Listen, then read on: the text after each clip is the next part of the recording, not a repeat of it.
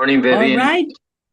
Good morning, everybody. Welcome to our um, freshwater invasive species prevention virtual workshop. It is so great to have you all here. I'm going to quickly introduce our team. I'll go first. My name is Vivian Matuk. I'm the Environmental Boating Program Manager for both the California State Parks and the California Coastal Commission. And today I'm joined by three more colleagues. So I'll let Lydia please start yourself, and then we'll move into Catherine and then Jonathan.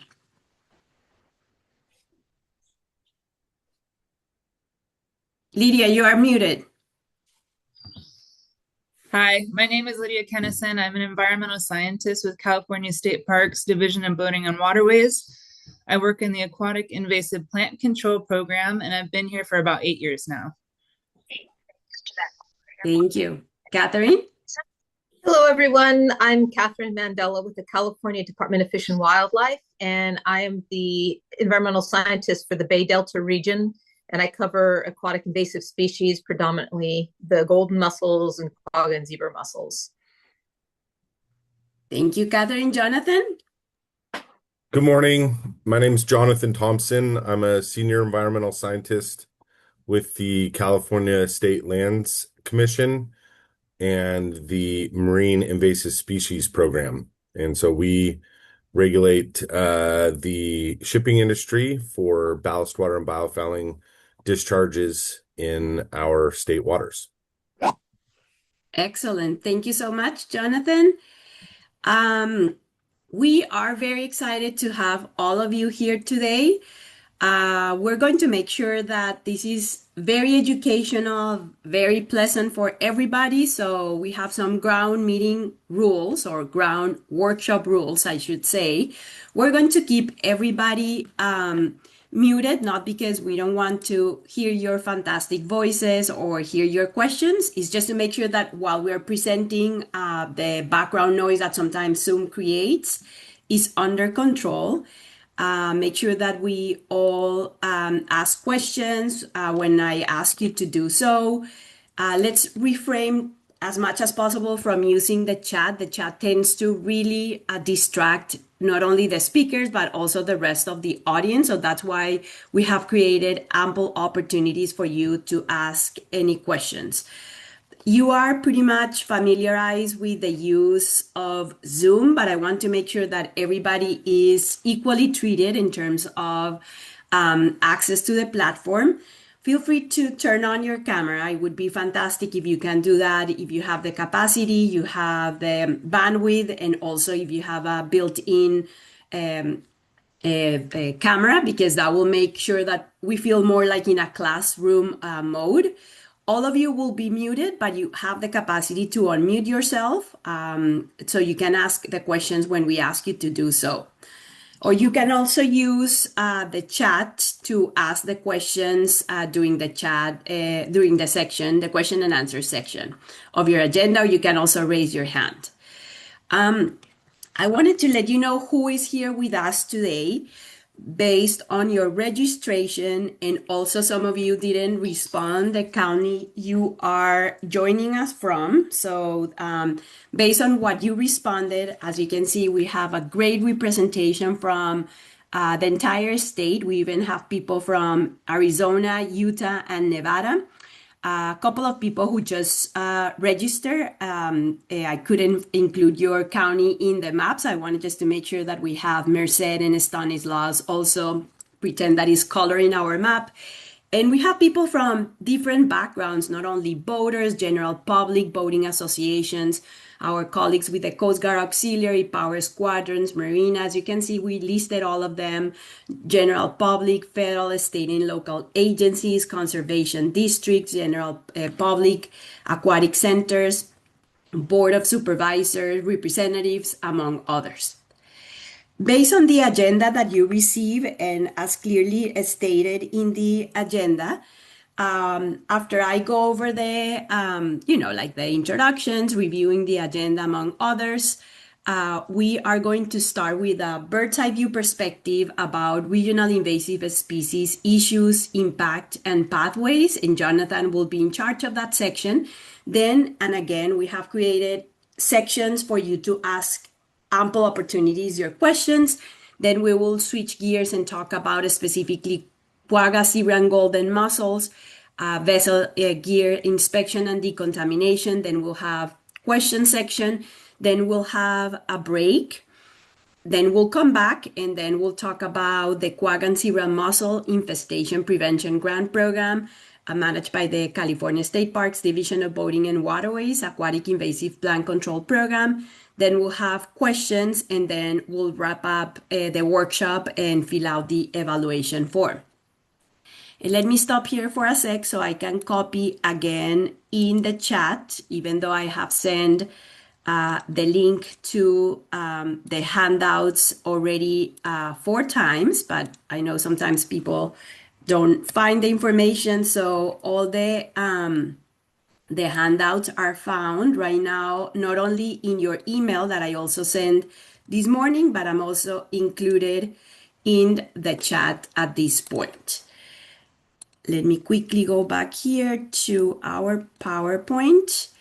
And now we're going to switch gears and welcome our colleague Jonathan Thompson again with the California State Lands Commission. He's going to be talking about the regional invasive species issues, impact, and pathways. So we can start from a bird's eye view perspective. And before Jonathan takes over, I'm going to launch a poll. Again, the goal is for everybody to please participate in this great interactive workshop. So please take 1 minute of your time and look at the question you have right now in front of you. And please go ahead and respond to that particular question that you're seeing right now. And we want, of course, to have participation from all of you. So right now I see 33 people responding. We have a total of 83, so please go ahead and respond. I'll give you 30 more seconds, and once we're done, I'll share with you the responses, and then Jonathan, you can educate us all about the correct response. Okay, 15 more seconds. All right. I can see a lot of responses. 5 more seconds. All right, let me end the poll and share the results. And Jonathan, please guide us. Jonathan, you're muted.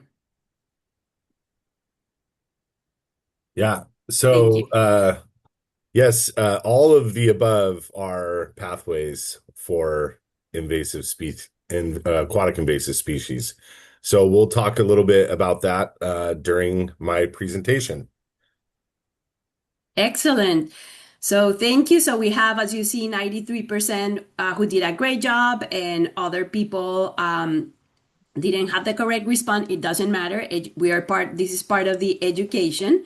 And let me now, Jonathan, give you full control of the presentation and also the screen. Okay, let me know when you can see my screen. Now we can see it. Awesome.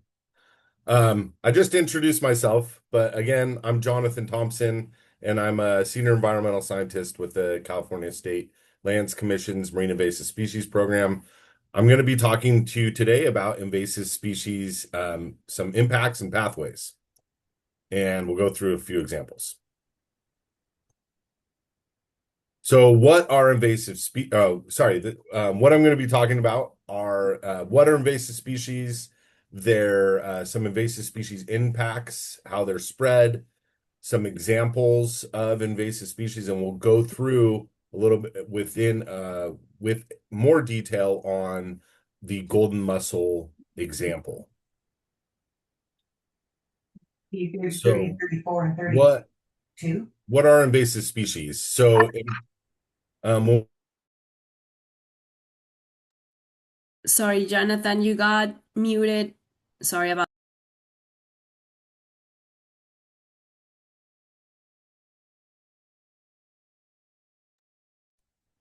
You're muted.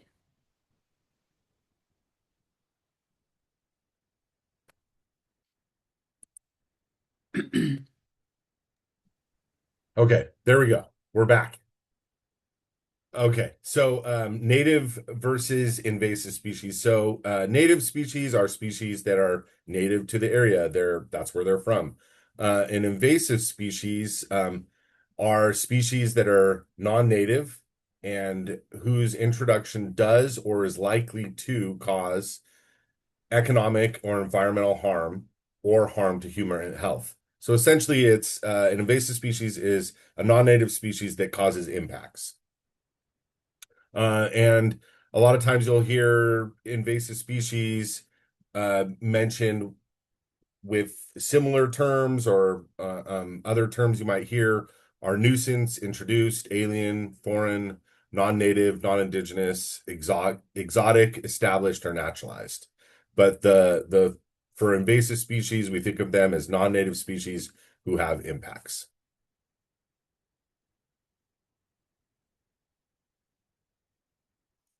Okay, so some impacts of invasive species. Well, there's environmental impacts, and they're known to be the second leading cause of native species global biodiversity loss, and that's typically where invasive species will outcompete or displace native species. And there's costly economic impacts. So worldwide cost, $1.4 trillion is an estimate. It's a little bit of an old estimate, but it still applies. And then in the US, the costs have been estimated upwards of $138 billion. And then there's risk for human health in the form of diseases or parasites, and those can either be an invasive species themselves, or it could be that an invasive species could carry some of those parasites or diseases. And then there's the potential for invasive species to cause cultural impacts, and it could have aesthetics impacts, how things look. There could be impacts to recreation. We'll get into that a little bit more with some of the examples. But basically, like reservoirs being closed down. And then the potential heritage part where culturally important species could be removed from their native habitat. So that's a little bit about the impacts. And now, relevant to the poll question is how species are moved around. So when we're talking about invasive species, I like to frame it as there's pathways, and then that's sort of the big picture. Like we'll use the examples like shipping, and then you have vectors within that pathway. So for shipping, we have ballast water and biofouling. So that's organisms that are, get entrained in ballast water or attached to the wetted portions of a ship. There also could be other parts of the ship for terrestrial species. I saw an interesting presentation about some moths a few years back on the ships themselves. And then the movement of cargo. So cargo moving around can move invasive species. Another pathway would be the pet trade, and you have, if somebody may have a pet that they no longer want, and they go to their local water body and release it. And there's also the potential for those same type of releases from classrooms and laboratories, and occasionally species get introduced accidentally through that pathway as well. For fishing, there's the live bait. There's the movement of waders, basically of fishing equipment, waders, nets, and boots. So that's a little bit about how the fishing pathway and some of the vectors that could move invasive species around. And then two more examples to go through. One is the aquaculture and horticulture. So species that are, aquaculture and horticulture, they're raising and growing species either for food or for house plants or whatever else it might be. But those species can escape from those facilities, or nurseries or water gardens. They can escape. And then they can also be intentionally stocked as food or for recreational sources. And then another pathway would be biological management. So you could release a species for biological control. You could also introduce species for habitat restoration and erosion control efforts. So that's a little bit about globally how things are moved around, and that's just a few of the examples. And then locally, once a species is introduced to an area, like to California or to the United States or whatever geographic area you're looking at, there's pathways and vectors that are local that can then move things around. So we have natural resource management activities, which is basically going out and surveying the natural environment. You have fire management activities, restoration activities, outdoor recreation, any type of vehicle movement, construction equipment, any type of equipment like boats, nets, and gear, or recreational watercraft. So those are just a few examples, and really it's kind of anything that interacts with the natural environment has the potential to be moving species around. So this is where we take a little bit of a moment and say why prevention is so important, and like the program that I work for and other programs that are out there, we really try and put that effort into prevention, because as species get introduced and spread, it becomes much more costly to manage species, but it also you'll also have the opportunities for eradication or containment go down too, because once those species get widespread and abundant, you're in a long-term management situation. So it's really just as species get more abundant, your opportunities for containing and eradicating a species go down, and then you have increased control costs. So now I'm going to go into a few examples of some aquatic plants in California. I'm just going to list these off. So we have hydrilla, water primrose, curly leaf pondweed, Eurasian water milfoil, caulerpa. There's a couple species of caulerpa that have been introduced over the years, alligator weed, and water hyacinth. So there's a few examples. You don't need to know them all. Just know that there are aquatic invasive plants that are out there that are causing impacts. And here's some of those impacts. So they can clog entire lakes, waterways, and infrastructures. And when they do that, they can interfere with water navigation. They can displace and reduce the diversity of the native plants that are out there. These non-native plants or invasive plants support a lower abundance of and diversity of invertebrates. They are potentially less valuable food source for waterfowl. They can deplete dissolved oxygen levels, increase sedimentation, and cause bank erosion. So there's some impacts of aquatic plants. Now we'll move into examples of invasive animal species. And I'll just jump right into these. I've got a slide for almost each of these, and we'll go through a few of the examples. So the European green crab was introduced to the East Coast in the 1800s via ballast water from European merchant ships. They were spotted in California in 1989. and then in Alaska in 2022, and they're all over the west coast of the US now. They're considered a top threat to the marine environment, and they're listed federally as an injurious species. They have documented predation on juvenile king crab and salmon. They can compete with Dungeness crab because they occupy the same habitats in certain areas, and they can destroy eelgrass habitats.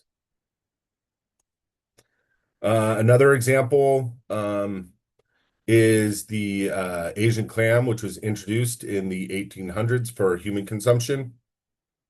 They have high densities and can outcompete some of the native clams. They can impair water deliveries. They trap sediments and alter flows, and they can accumulate toxins, bioaccumulate toxins.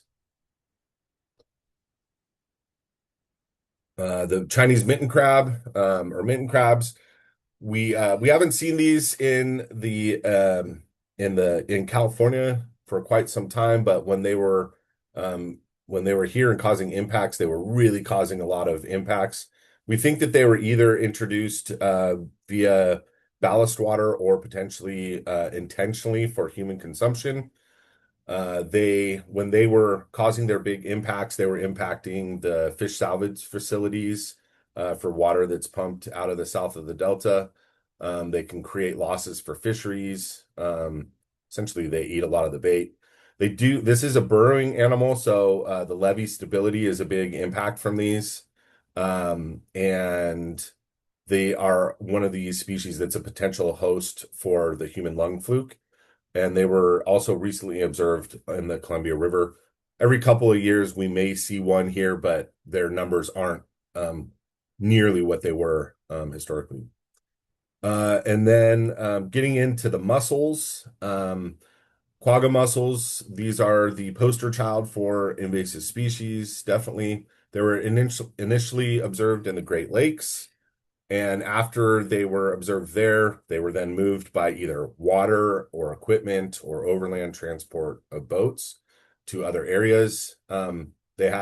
These impact the environment, the ecology, and economy. So they do that by clogging water intakes and pipes. They can damage pumps. That leads to decreased potential power production. They can increase maintenance costs for areas where they're trying to move water. They can harm commercial fisheries by filtering out food sources and consuming food sources. They can damage boat engines. They can increase watercraft maintenance, and they can alter ecosystems. So that's the quagga and zebra mussel, but for folks in California, you may be wondering about the golden mussel. So I'm going to go through this as my last example and tell you where we're at, or start the conversation of where we're at with golden mussels, and just a real quick introduction to these. What we know about the golden mussel introduction, knowns and unknowns. So what we know is they were initially detected in October of 2024 at the port of Stockton.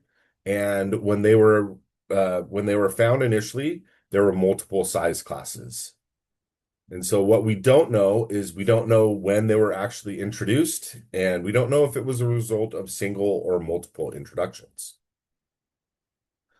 So what we know where they're native to, and we know where they've been introduced. Like, for instance, some areas that they've been introduced were in South America and Japan and other parts of Asia. And what we don't know is there may be other areas where they're not, where they're introduced, and we just don't know about it yet. What we know, let's see. I already mentioned that the initial detection or observation was in the port, near the port of Stockton. And then what we think we know is that they were likely introduced by a ship because they were first found there at the port of Stockton. Their life history suggests that it was a ballast water introduction. There is some potential that they could be moved by biofouling because they basically attached to the ship, because they could They can tolerate some a little bit higher level salinities, or a lot higher level salinities than the quagga and zebra mussels can. And there's some research going on to see how long they can tolerate that salt water. And then definitely what we don't know is the specific mechanism with any certainty. So I want to change gears a little bit and just talk about how ballast water is managed. And it's managed by two different ways. One is through ballast water exchange, and one is through a ballast water treatment. And so the ballast water exchange requirements have been in place for many, many years. I've been working for the program since 2013, and we've had ballast water exchange requirements long before that. And then ballast water treatment systems, we've had a paradigm shift from exchange to treatment. And basically what they are, I like to think of them as like swimming pool technology. They utilize things like chlorine and UV. Those are the two top mechanisms, or like basically saltwater pool, similar technology to that, to treat organisms. The objective of these managements is risk reduction, not risk elimination. And so what I mentioned, that there was a paradigm shift, and what we've moved to is we implement the California State Lands Commission's Marine Invasive Species Program. We implement ballast water discharge performance standards. And basically it's an allowable number of organisms that are allowed to be discharged in ballast water. They were implemented starting in 2022, and they're equal to the federal ballast water discharge standards. So moving back to, again, this is risk reduction, not risk and elimination. So what we're doing now as a program, or what we have been doing, one thing that we do is we alert Oregon and Washington if we have a vessel that's loading ballast water in areas that are potentially infested or are infested with golden mussels, especially those ports like Stockton and some of them towards the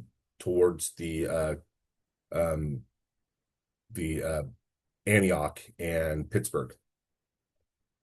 We have since actually that's since June 16 of 2025, we've had emergency regulations in place, and those emergency regulations require a ballast water exchange in addition to ballast water treatment. That's to help protect us from some of those low salinity brackish water organisms that are coming in, potentially coming in to ports like Sacramento and Stockton. And we're working on making those emergency regulations permanent. So with that, thank you. And I don't know if there's time for questions. I went a little longer than I was supposed to, but if we have time. No, you are right on time, and of course there's always, as shown in the agenda, time for questions. So for everybody, what we just did, as you are aware of it, is we started from a bird's eye view perspective just to show you the why we should care and the regional invasive species issues, impact, and pathways. So we can all get a very good context about what's going on, how some of these species got here. And of course, as you clearly saw in the agenda, we are going to then jump into the specifics. Are there any questions for Jonathan about this specific section of his presentation? Yes, In the 50 handouts, yeah, hold on for a sec, please. Let me just get organized here for a sec. In the chat, I included the link to the handouts, and you have a document entitled Resources where you can expand your knowledge. A lot of the links that are included in this presentation will go to some of these resources and more. There was a question before about whether we are recording, and as you can see in the upper part of your screen, we are recording it, and we will be able to share with you this recording. There also was a question about the quag and zebra mussels, if they are edible, etc. That will be covered in the section that Catherine will be covering later on. And I want just to go to the chat. It says, and this question is for Jonathan from Richard. Sorry if I missed this, but how are ballast water discharge regulated or enforced? Yeah, how are they regulated? So we have as I mentioned, we have ballast water discharge performance standards, and what that is there's the ships are required to when they come into California and they discharge ballast water, they're required to meet that standard. That standard that we have it's basically it's a concentration, allowable concentration of organisms. That standard is the same, the numerical standard is the same, that is same numbers as the federal ballast water standards, and it's the same as the international standard. So basically everybody around the world is regulating and managing ballast water very similarly. And as I mentioned, we have an additional management step that we've put in, where that ballast water is exchanged in addition to having to meet the discharge performance standards. And Thank you, Jonathan. oh, just really Sorry. quick too. Yeah, there was a question about enforcement. So our Yeah. program does, we get roughly 10,500, I'll just say 10,000 arrivals a year, that we classify as arrivals, and we're mandated to do 25, we're mandated to inspect 25% of those arrivals, and we get close to doing those on an annual basis. Thank you. What are some of the regulations that were implemented? I'm assuming, Russell, if you can elaborate your question because it's pretty vague. Yeah, basically you talked about regulations, but I'm not sure what those are, and how you can enforce those. I know inspection, you just indicated you're about 25%. But when you're going out there, I'm just curious, how do you detect these things? What requirements are imposed upon the shippers, and how do you enforce those? Yeah, so right now, the standard for how we are assessing compliance with whether or not they're meeting that standard. And so basically, when they're discharging ballast water, their ballast water can only have a certain amount of organisms in it.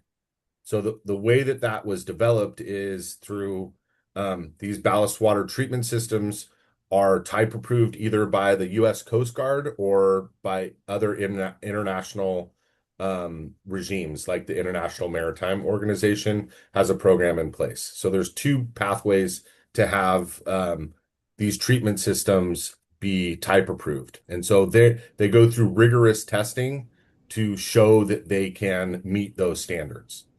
So when we go on board, we're making sure that they're not having malfunctions, that those systems are on and operating as they're intended to be operated. And then what we're working towards is to be able to go out and actually sample those discharges and be able to tell if they're exceeding the standard. And like I mentioned, in addition to that, in California and other places like Oregon and the Great Lakes, we have additional management requirements where they have to exchange that water that's picked up in a port, and they have to exchange that in the mid-ocean. So they're exchanging that relatively biologically rich water that's picked up in a port and then exchange that in the mid-ocean. And they additionally have to treat that as well to meet the standard. We have a couple of more questions, and the next questions from the chat. Then I'll take people, Joseph and Roger. Then it says, is Granite Bay still quarantine for boats for this year? Joseph will go over that when we talk about Quagga, Zebra, and Golden Mussel. Gina, okay, Gina is just making a comment. Hold on for a second. We have a couple of more questions here. Cheryl is asking, what is our role as individuals? What are you expecting for us to do? And I think that's also going to be, Jonathan, if you agree, mainly addressed by Catherine later on, because the goal of this workshop is not only to expand your knowledge about pathways, what the invasive species are, but most importantly, action items we can all take out there. So Catherine will be covering that. Cheryl, no worries about that. Then Chris Berry is asking, what is the percent of bullfrog import inspections, etc.? The question was about bullfrogs, Yes, correct. and sorry, can you repeat it? I'm not. It says, what is the percent of bullfrog import inspections for chytrid or chytrid? Oh, chytrid fungus. Yeah, chytrid. Yeah, Yeah. I'm sorry, I don't know. I don't have information on that. But it's maybe it's in one of the resources that you have, Vivian. Yeah, and we, Chris, we can check on that as well, so we can get back to you and to the rest of the team. Then it says, are test results public information? Yes. So the test results, like our sampling test results or results from the type approval process. I could have mentioned too about there's a when the treatment systems are installed on a ship, there's a commissioning test. So any test that's done by us is, we're a public agency, so that can be, the results of those can be public. And we usually publish those in our reports. Excellent. Then it says, how was the meat crabs now under control? That's a really good question. And I don't want to say something. I have some thoughts on why their numbers are down, and down to the point where we're not really seeing any, but we don't really know exactly what happened. We really haven't seen a big population explosion since 2004. Yeah, probably like combination of all the different BMPs that have been implemented, right? I can shed a little light if we have time. I can shed a little more light on that one. Okay, great. And then we have Joseph and then Roger. And then Chris is asking another question. So I'll let Joseph ask the question, then Roger, and then we'll go back to Chris. Thank you, Vivian. And I'd just like to make a comment regarding the golden mussel. Joseph Chavon, the district staff officer for Marine Safety, Environmental Protection, and Sea Partners, which is a Coast Guard program. Regarding the golden mussel, which is the fastest spreading, most erratic mussel that we happen to have right now, we do have several presentation programs that we work with in conjunction with the Department of Boating and Waterways. And they regard AIS and ANS, which you've done a great job of discussing and talking about. Just really quickly on the golden mussel. The golden mussel, we know, came from a Ukrainian vessel in Stockton. That was tracked. And we know then within 60 to 90 days, recreational vessels, because it is rapidly spreading, it is the most rapid, and correct me if I'm wrong on this, but the most rapidly spreading mussel that we have.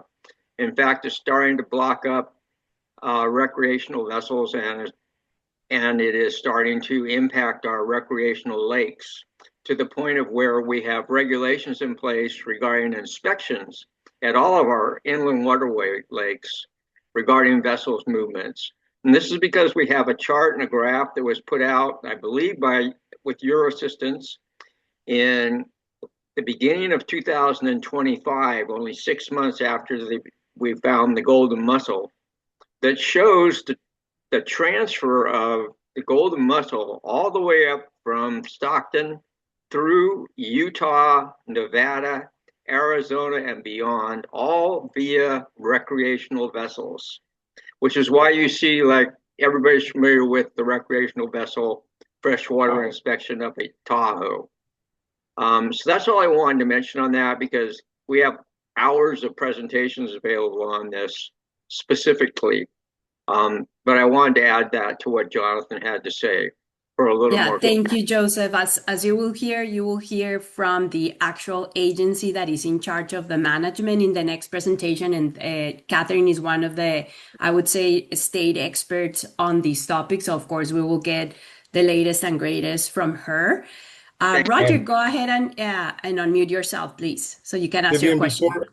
can I just respond to Joseph Of really course. quick? Joseph, I'd be more than happy to talk to you offline at some point in time about the vessel that you think this isn't the time and place to do that. And we're doing some research to try to maybe not identify which vessel, but to understand what the potential was for it to have come in and what kind of pressure we get from vessels. So anyways, we don't need to talk about that right now. And I jumped in and talked to Roger, but please reach out to me, Joseph. Copy that, and I appreciate that.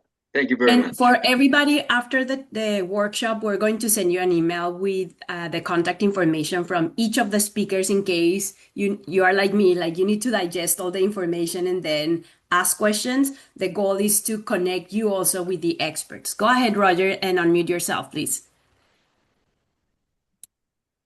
Good morning. Good Thank you for morning. the presentation. It's been very enlightening so far. Russell covered a lot of the things that I was going to cover, but Jonathan mentioned that the exchange of ballast water rules have been in place long before he came on board. And I read something where since those ballast exchange requirements were done, only about 10 vessels had been inspected in the years from the beginning up until the present. Has that increased? How are the vessels inspected? And what is the enforcement mechanism if you find out that the vessels have not complied with the ballast water exchange? And what are the penalties, if any, for them not doing it properly? Yes. So as I mentioned in my presentation, we've had a paradigm shift from ballast water exchange being the predominant management or method of decreasing that risk for invasive species. And that shift started around 2016 with the implementation of the international and federal ballast water discharge performance standards, where they're moving. We saw the industry move from the ballast water exchange to the use of ballast water treatment systems. So I just wanted to put that out there as a clarification. And then as far as our inspections and what we do for our inspections, we do roughly 2,500 inspections every year. And all of our data is available on our website. If you go to it's right there on the screen, www.slc.ca.gov. If you go into the Marine Invasive Species Program, we have a dashboard up there. And Vivian, I don't know if there's a way to get a link to that dashboard put up into our presentation at some point in time, or added to the recording, or maybe the list of resources that we have. But we have a dashboard where you can go in and you can look at all of our data. And we have our inspection data that's up there, arrival data by vessel type at different ports. And we also collaborate with our partners in Oregon, Washington, and Hawaii to host another dashboard, which is called Pack Dash, that has some of their data as well. But we don't have the piece that we don't have in there is the federal inspection data, and they do their own inspections as well. And Jonathan, let me know if the dashboard that I'm including in the chat is the one that you're referring to, while we Okay. take probably one more question. I don't see more questions. So again, I'd like some, I'd like some yeah, clarification. If the the new requirements, but if you find a vessel that has not complied, what are the penalties?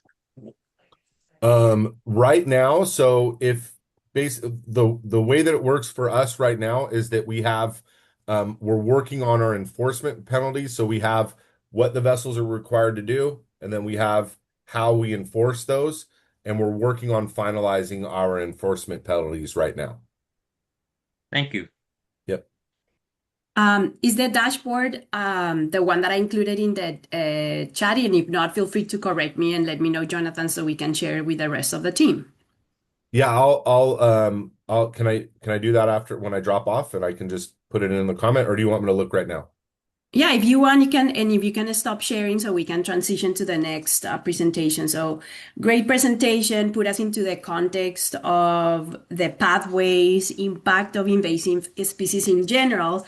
But now we're going to jump into the specifics of one of the or the group of the organisms from quagga, zebra, and golden mussels that have been a big issue for our state, especially golden mussels, since 2024.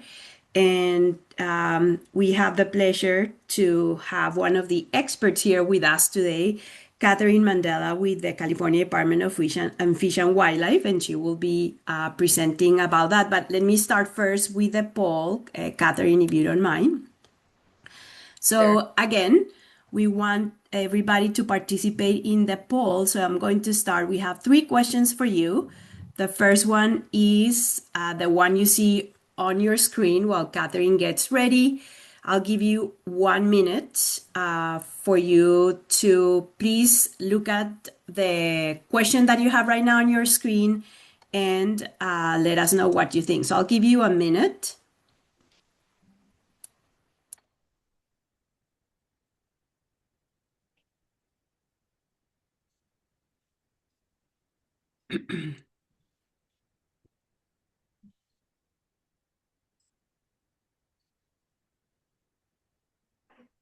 All right, we have 20 more seconds to go, and then Catherine will walk us through the presentation. And Catherine, by the way, we're seeing my poll right now, not your PowerPoint. That's okay. It is actually on my screen that you're seeing. Okay, perfect. All right, so let me end the poll and share the results. And Catherine, if you please walk us through the perfect response. Sure. Wait, hold on. The perfect response is golden mussels, quagga mussels, and zebra mussels all have byssal threads that they attach to substrates with. Excellent. And you saw, and thank you for those of you who are really sincere and you said, hey, I'm not sure, please teach me that. That's great. So I'm sharing the results right now. And as you can see, 41% knew the response. Some of you were unsure, among other responses. So let me stop sharing there. And now we're going to move into another of the questions, which would be poll number 2 from Catherine. And I'm giving you another minute for you to keep learning. So what are the 3 most injurious aquatic invasive species in North America? So we have 3 options, and I'll give you 40 seconds more for all of you to please participate.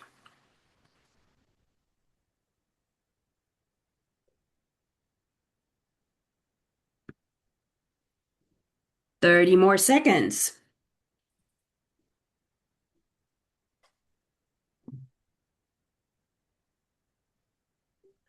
All right, I see 81%, 82% participation. I want just to bump it up all the way to almost 95. So please make sure everybody's participating, take advantage and be present in this workshop with all your knowledge and good energy and commitment.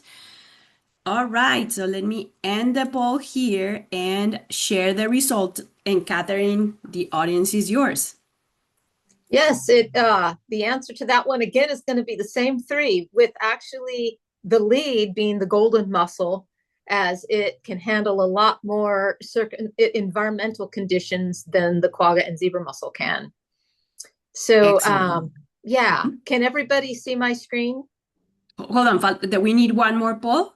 Oh, so okay. Let me stop sharing here and then go back and then run the last poll, which I just launched, and I'll give you a minute again. With the addition to AB 149, which is one of the regulations, what are the 2 recently listed invasive species of mussels in the state of California?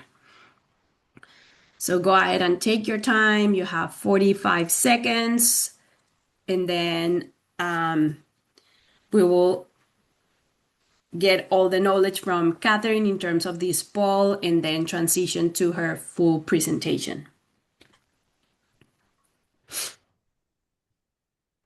We have 57% participation at this point, and I want to go all the way to 90, so make sure that everybody is please participating.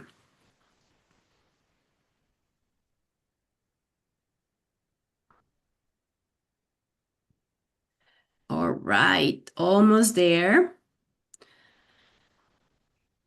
Excellent. All right, so Catherine, that's your last poll, so please share with us the response.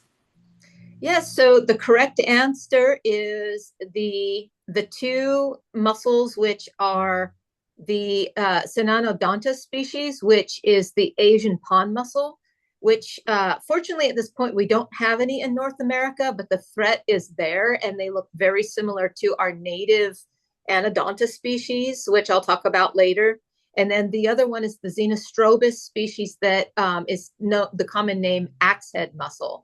And unfortunately, we do have them in Ventura County, and they are a brackish species, but they look very close, very similar to golden mussels.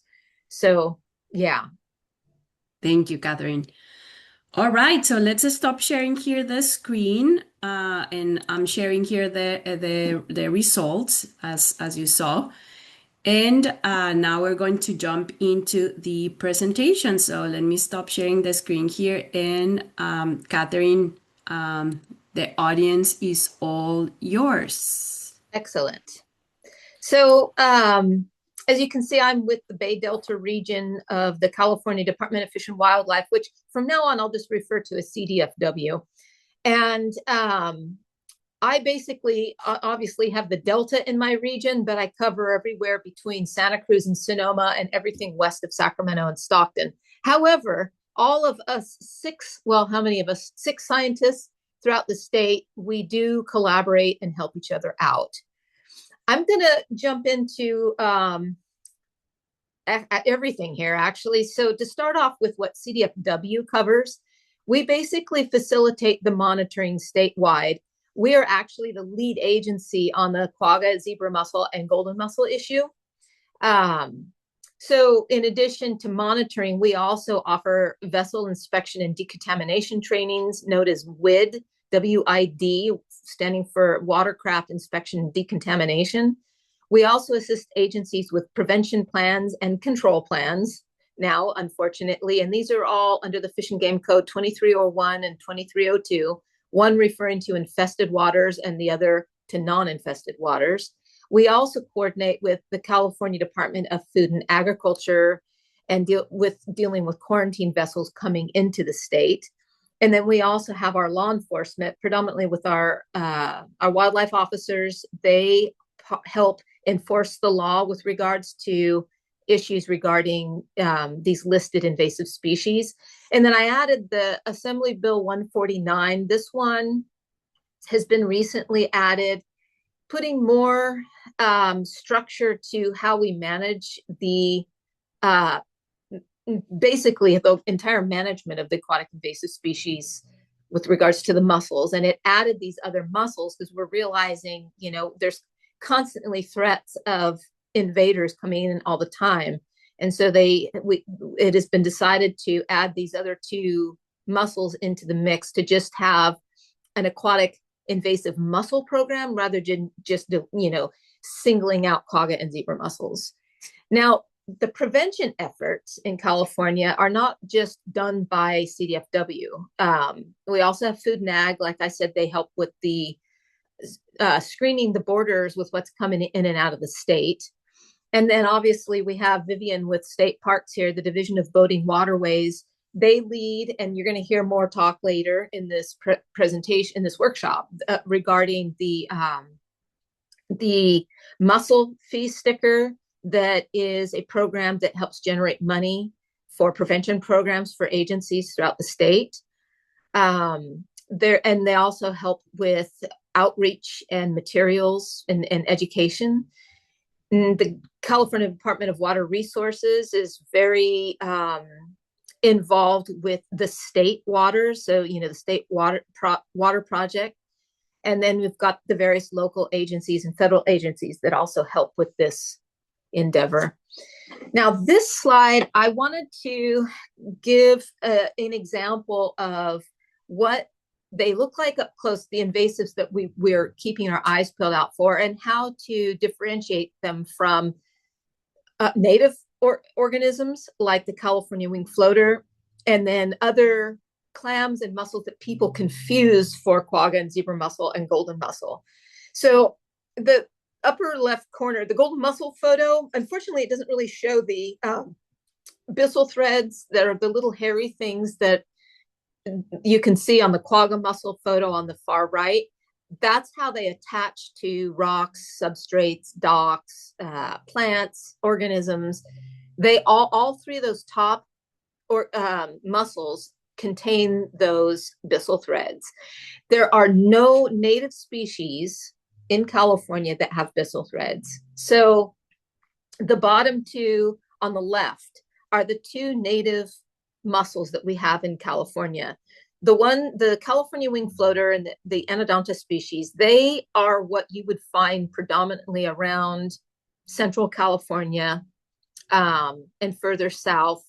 The Western Pershel, you'll find more up in Northern California.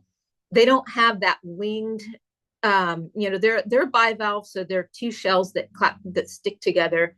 They don't have that little wing flap that identifies them as much like you would see a wing floater. So that's one way to understand what they had. And they're also quite large. The California wing floaters can get even bigger than that one that you see in the picture there. And they settle in sediment. They don't attach to rocks because they don't have anything to attach to rocks with. And usually when you see them, you just see the dead shells. The living ones are embedded down in the substrate underwater. So generally you'll never see them unless you go diving or, to look for. Asian clams, I throw that in there. They're ubiquitous. They're all over North America. But because we teach people to look for stripes on like quagga and zebra mussels, people will mistake Asian clams for, mussels that, the invasive mussels, when in fact, yes, they are invasive, but they're not as injurious and problematic as quagga and zebra mussels, and golden mussels, which you'll see soon. Golden mussels, you can see, don't have stripes. I did want to throw this one in there, Asian date mussel. I used to see these a lot in the Benicia, around the Carquinez Straits area. They're definitely a brackish species. They have stripes, and to the unkeen eye, you would confuse them for mussels. In fact, there was some of these on a vessel that tried to launch in Calero Reservoir in Santa Clara County. And they quarantined the boat because they didn't know what it was and where it came from. I'm not seeing as many of them to date. They might have had a die-off, but they're still there. And unfortunately, the estuary, the San Francisco Bay estuary is a very invaded. There's more invasives, unfortunately, there than natives. But here on this slide, I wanted to give you an idea of what the axe head mussel looks like. It does look a bit dark in this photo. if you saw an axe head mussel and a golden mussel next to each other, they look really similar, very similar in color. When the sun hits them, they're definitely more gold, but they can get dark like that. Now, the picture with the hand there, the 5 that are on the bottom are the actual axe head mussels. They gave a comparison in this photo with black mussels, which most of the mussels that you see in estuaries along California coastlines are really hybridized Mediterranean mussels. They've hybridized with native Californian black mussels in estuaries. So they're still invasive, but sometimes you see these on boats, even in inland reservoirs where, somebody maybe had their vessel slipped in Santa Cruz and then they decided to take it to Lake Berryessa or Lake Sonoma. This has actually happened. And so, the boats ended up getting quarantined until they were able to determine where they came from. But axe head mussels are associated with salt water. They're going to be near the ocean. And they're from Australia originally. And basically, what you see on that photo on the hand, that's as big as they get. They can get maybe about, an inch and almost 2 inches. So this slide is been a couple of things going on this slide. Let's talk about the life cycle first. So the QZGM we're going to mostly focus on quagga, zebra, and golden mussels. They do different. There's definitely differences between the quagga and zebra mussels, which are of the Dreissena genus, both from the Ukrainian part of the world, whereas golden mussels are from Asia, particularly China. Now, the life cycle picture on the upper left, basically they start off in their little larval stage that we call veligers. They're microscopic at this point. You don't see them with the naked eye, which is why it's so important that and to be aware, if you are a recreationist that goes to aquatic places, and say you go to an inspection at a reservoir and they see standing water in your vessel, they will fail you because there's potential for those microscopic veligers to be in that water. Just in a teaspoon of water, there could be hundreds of veligers that could potentially cause an infestation in a water body. And with quagga and zebra mussels, it takes them about 4 weeks to start developing a shell and grow byssal threads to start attaching to substrates, whether it's rocks or a dock or a plant, and all the other things they attach to. Where we're finding with golden mussels, they only need about 3 weeks to start doing this. And once at that age, 3 or 4 weeks old, you can start seeing them with the naked eye. And a lot of people, like when they start coating a boat, the bottom of a boat, a lot of people think it's just sand or rocks just stuck to the bottom of the boat, when in fact it's actually baby mussels. So it takes them, basically quagga and zebra mussels can live anywhere from like 3 to 5 years, maybe 7, but typically about 5. Whereas golden mussels could actually survive up to 10 years. Another problem, larger challenge with the golden mussel. And, as you can see, they all ended up here through ballast water vector sources. Now, we know they can survive out of water because they're bivalve. They can close the shells up and keep some moisture inside. Obviously, it's going to depend on, the outside temperatures of how long they're going to last. In the hot summer months, when it's hot and dry, they'll desiccate, dry out by about 5 days, even the large adults. We know that for sure, there's still studies being done because it's still a relatively new issue for us with golden mussels, but quagga and zebra mussels, we know can survive up to 45 days or more out of water when it's cold and, high precipitation out, nothing to desiccate them. Golden mussels' shells are thinner. They don't need as much calcium to develop their shells. So this may be a different story with golden mussels. We don't know this yet, but I can tell you that I do know that quagga and zebra mussels, if they could survive in water in a container of water for over 3 months without eating, because we've actually done this study. So boats, this is a problem because a lot of boats, it's, especially larger boats, it's impossible to get all the water out of a boat.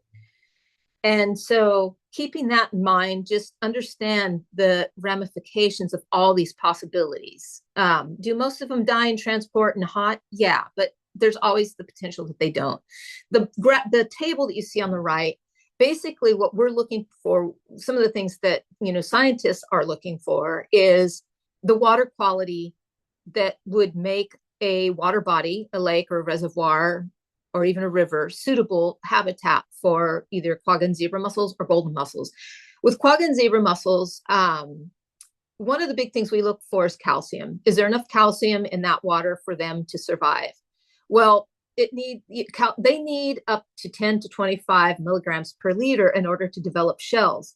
Now, a lot of lakes, particular high Sierra lakes in California, don't have that much calcium level in their waters, which made a lot of agencies up in the Sierra not worried too much about getting quagga and zebra mussels, which is why there wasn't a lot of inspection programs at all of the reservoirs throughout California.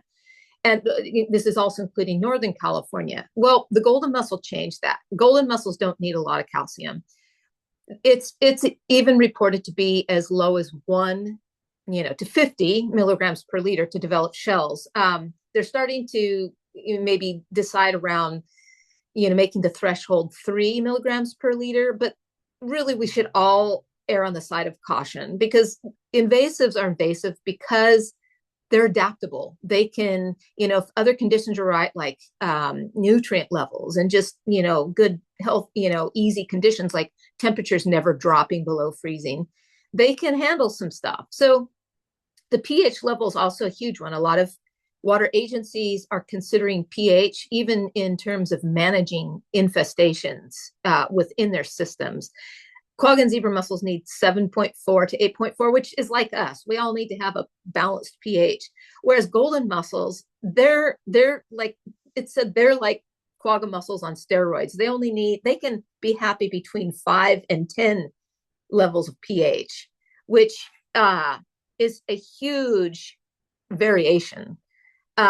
Also dissolved oxygen depths, this is one thing that may save us in some circumstances. Quagga and zebra mussels can be found, I've even heard, as low as 260 feet. Whereas golden mussels don't like to go in depths, waters that deep, probably because they were more associated with estuarine environments in China, but they tend to hang around the 33-foot level. We'll see what happens as this develops over time in California.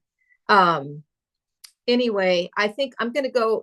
The mussels, the golden mussels were detected in October of 2024, though we think, well, based on some backlog, some archive samples, some eDNA was done to determine they were actually here before that for a little time, that we were just unaware. So I'm going to keep moving here. So I'm just going to elaborate on what Thomas had mentioned. There's the 3 main impacts that these mussels have. Ecologically, all 3 of these mussels, they wipe the food chain out. Basically, they're filter feeders. They filter feed liters and liters and liters. We don't even need to count. They filter feed a lot of water, a lot of nutrients out of the water column. And what ends up happening is they will cause the water to start getting clearer, which we're already seeing this in the Delta, which you'll see pictures later. But what that means is there's no food for the young fish and the young organisms, the small things that need those small nutrients, the plankton. And so there's basically a food chain die-off. And the other problem too is they outcompete native species. That picture you see on the upper left is it's an actual a California winged floater with mussels, zebra mussels, clogging it up and preventing it from being able to open up and feed. So that's one of the ways they outcompete. And that is actually a crawfish that you see on the bottom. They will actually, I've even seen mussels attached to dragonfly nymphs and other harder shelled like organisms. They don't attach to fish because the sliminess of fish don't allow them to attach. But anyway, these are some of those problems. There's also an issue that's ecological, and it bleeds into the cultural side. When they filter feed the water and clear it up, what ends up happening is that the plant life that it's there, and unfortunately we have so many aquatic invasive weeds that the plants have a boom. And then when there's a plant boom, then they basically suck all the oxygen out of the water, and then you get these nasty, harmful algal blooms, which we're already having problems with. And that picture you see on the upper right side is an example of a harmful algal bloom. And I just want to iterate, be aware of these harmful algal blooms. We have them a lot of places. They try to post them. They've even happened in Tahoe. They're very toxic. It's a neurotoxin. And there are people getting sick with this. I could share some stories. Dogs have died because of this. My dog almost died being exposed, and it was actually at Folsom Lake one summer. I know a dog had died last year in Lake Mendocino from blue-green algae, and these things don't always get posted. So I just want to make people aware that make sure that the water you're in is not at high harmful algal bloom levels, because it can be deadly. Going into the economical part there, I do want to mention how they will clog up systems. So basically utility bills will go up. We've seen this in Southern California already. Agricultural produce goes up because all the extra cleaning, staffing that is needed to deal with clogged pipes. And we're already seeing this around the Delta, where mussels are getting into irrigation systems. This all, causes impacts, serious economical ones that we all end up paying for. And then places also can get closed. San Justo Reservoir, the only zebra mussel infested reservoir in California, has been closed since 2008 because it has zebra mussels. So, I'm going to mention too, because somebody asked this, with the harmful algal blooms, they're an issue. Some people think, government just keeps wanting to shut things down. No, I was approached by a maintenance guy in Discovery Bay asking me if I knew anything about what was going on in the water, because a doctor had hired him to take him out and get some water samples, because a lot of the kids in the area have some kind of disease. They can't figure out what it is. And I said, well, it's probably this neurotoxin. And I'm asking, are they swimming in this water? And he said, yes. So I just want people to understand this is real. No, I wouldn't dismiss it. Now, getting back to mussels, our website, CDFW website, if you were to go just, CDFW online and you go to our search engine, and if you could just put in golden mussels if you want golden mussel information, or quagga mussels, or just all the different invasives. This map, you'll see it's listing all those the 43, or actually 45 water bodies that you see there, all quagga or zebra mussel infested reservoirs or water bodies. As I mentioned, most of them are in Southern California. It's all quagga mussels down there. The only zebra mussel infested reservoir, as I mentioned, is San Justo, which is near Hollister. And that little red circle in the middle there is where that is located. And then the golden mussel, as we know, started in the Delta and has spread because it's connected to the State Water Project. And we have them all the way down into Southern California now. As you can see, all those red dots indicate positive golden mussel locations. And it didn't take too long for that to happen.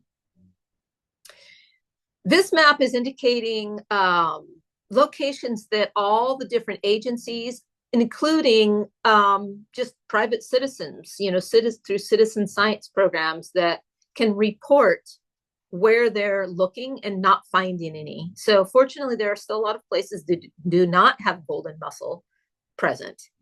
And if we just keep on top of this game, we could hopefully keep it this way, and everything will just stay within the Delta and State Water Project associated water bodies.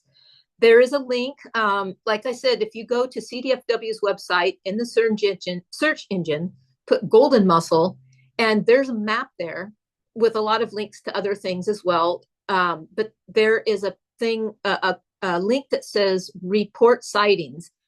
Anybody can go and click on that and report a sighting and just follow the instructions. Make sure you have, your phone can give a GPS location and a photo and a detail. And we have staff that regularly monitors that and will go out and verify it if this in case is a new location. And that's also included in the handouts that I mentioned at the beginning of the presentation, where you will have all the comprehensive resources. Yeah. Now this slide, I think this is what Joseph was referring to. This is an example. This is just from 2024. I mean, we could update this, but this still gives the same impact. These are where boat inspections where boats came from the California Delta, where it was last boating, and then went to these locations. And this is just some of them. This isn't even indicating all of them. In fact, talking to Lake Berryessa, and that count up there said 831. That didn't actually include a lot of the other vessel. He was mentioning something. I don't remember what it was including, but he said it was actually closer to like 2,000 boats that had come from the Delta that ended up like at Berryessa and all these other places. Now, the photo on the right, obviously, is what the golden mussels look like. When we first learned out about them, of course, I was the scientist that had to go into the trenches when this came about. That's a rope that is an up close. I've got a video here on the left that I'm going to show. This is the Port of Stockton, and this is when we first started seeing them. And this video will show it. Is the video moving? Yes, it is. Okay. Now this is a mooring line from the Port of Stockton. This was in December. And what I was noticing is that, we had to go, like, you wouldn't see the mussels from the surface initially. They were all down below the low tide level. And clearly they had been there for a while, but they were not getting noticed, obviously, for a while. And you can definitely see some of them are kind of dark, but some of them definitely have that golden color.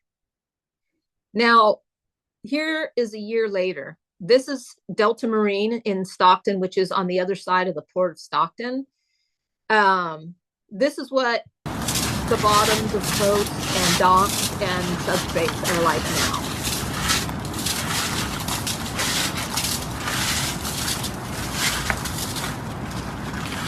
And talking with some boaters, they're seeing incrustations like this happen to the bottom of the boat within about 6 months.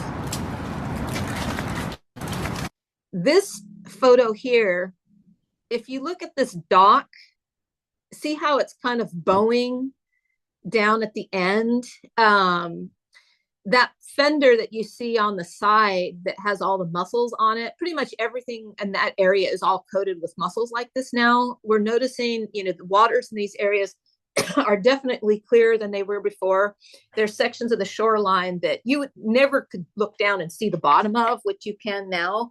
And the mussels are really heavy, like that fender, to pick it up, it was probably about easily like 60, 70 pounds. And they're putting a lot of weight on the docks. And it's actually, they've noticed that one dock start to bow at the end from the weight of the mussels. And now you could look down these will go up and down with the tide, but it's beginning to be easier to see mussels from locations, but they are a mollusk. They don't like sun. So you're typically not going to find them in the sunny areas. You're going to see them under things and in shade. So, you can see that the mussels, they either have like a D shape, or with the golden mussels, they're kind of like an oblong shape. clams don't have that oblong or D shape. They're usually, rounded in clam shape. And that's another way of differentiating mussels from other organisms. Now, obviously, there's other species of concern, and these have been addressed. Some of the things that didn't get discussed too much outside of like aquatic invasive weeds, but New Zealand mud snails, which are really tiny, they, again, like mentioned before, once they get established, they really just outcompete everything else and drop, there's a decrease in biodiversity, which is problematic for the health of an ecosystem. The bottom picture there, it was mentioned earlier, chytrid fungus. What this does, and the reason why I'm bringing these up again, repetition is good. Chytrid fungus you don't see. And a lot of people think, well, okay, I got my boat, I'm trying to go launch in this lake, and, it's relatively clean, but there, one, there's so many nooks and crannies in a boat, you're not going to see everything. But even if you don't see mussels and there's a little bit of dirt, that dirt can contain things like chytrid fungus and other diseases that you can't see with the naked eye and can cause a lot of problems. And they're wiping out the amphibian populations. Unfortunately, we do have cases of chytrid fungus within California, but I know like Panama, for example, it's really hard to find amphibians anymore because they've been wiped out by chytrid fungus. And of course, the diseases to fish like whirling disease. All these things could be transferred either within a invasive species or on our gear. And the whole don't let it loose thing, you'll still see, not too long ago, I found a baby soft-shelled Floridian turtle in Stevens Creek Reservoir in Santa Clara. And again, they carry disease, they can cause infestations that will outcompete everything else. So these are all links that you can learn more about this later. In citizen science, there was a question, how can we help? Well, not only can you go to these maps like on our CDFW website and report things, but you can also become a volunteer. You can also just keep your eyes peeled. There was a case of a boat that had golden mussels on it. There was an owner that came out of the Delta. He cleaned off his pontoon boat, but he didn't know what he was doing. And there was still tons of golden mussels on it left. And he went to McCloud Reservoir in Northern California and launched. And there was some local people who noticed the mussels on his trailer and reported it. He had been in the water for at least like 15 minutes at that point. It's been monitored, rigorously since then. Fortunately, we haven't found anything at this point. Hopefully it stays that way. But just keeping your eyes peeled and knowing, everything that we do is clean, drain, and dry. There's apps that you can get. There's some resources that Vivian is including in this that has photos of what to look for, like dichotomous keys and that type of thing. But there's also apps you can download onto your phone, like EDD Maps, and it'll also include it has photos and ways to report. So the bottom line, clean, drain, and dry. It doesn't matter what it is and where you go, whether you're in Hawaii, Southern California, Utah, it doesn't matter. Even if you go to Folsom and then go to the Sacramento River, there could be things in one place that aren't in the other, and you could have transported them. So these are just some of the few examples. Dogs the bottom of your boots. I've had to deal with quarantine vessels where people used their life jacket to sit on the beach with, and then they threw the jacket into a compartment under the seat in the front of the boat, and there was quagga mussels in that compartment because they picked up quagga mussels on the bottom of the life jacket that they didn't wash off before they put in the boat. So no matter where you go, make sure something didn't jump into your suitcase. Like had to make sure a coqui frog was heading for my suitcase when I was in Hawaii recently, and I did actually once find a lizard inside my suitcase and had to make sure it got out before I left where I was. So now what? Well, these are things we can do. everywhere you go, clean everything. Just assume anything that's on your boat is a vector or an invasive. And there's so many resources online. You can contact all of the agencies that you're meeting today on this presentation.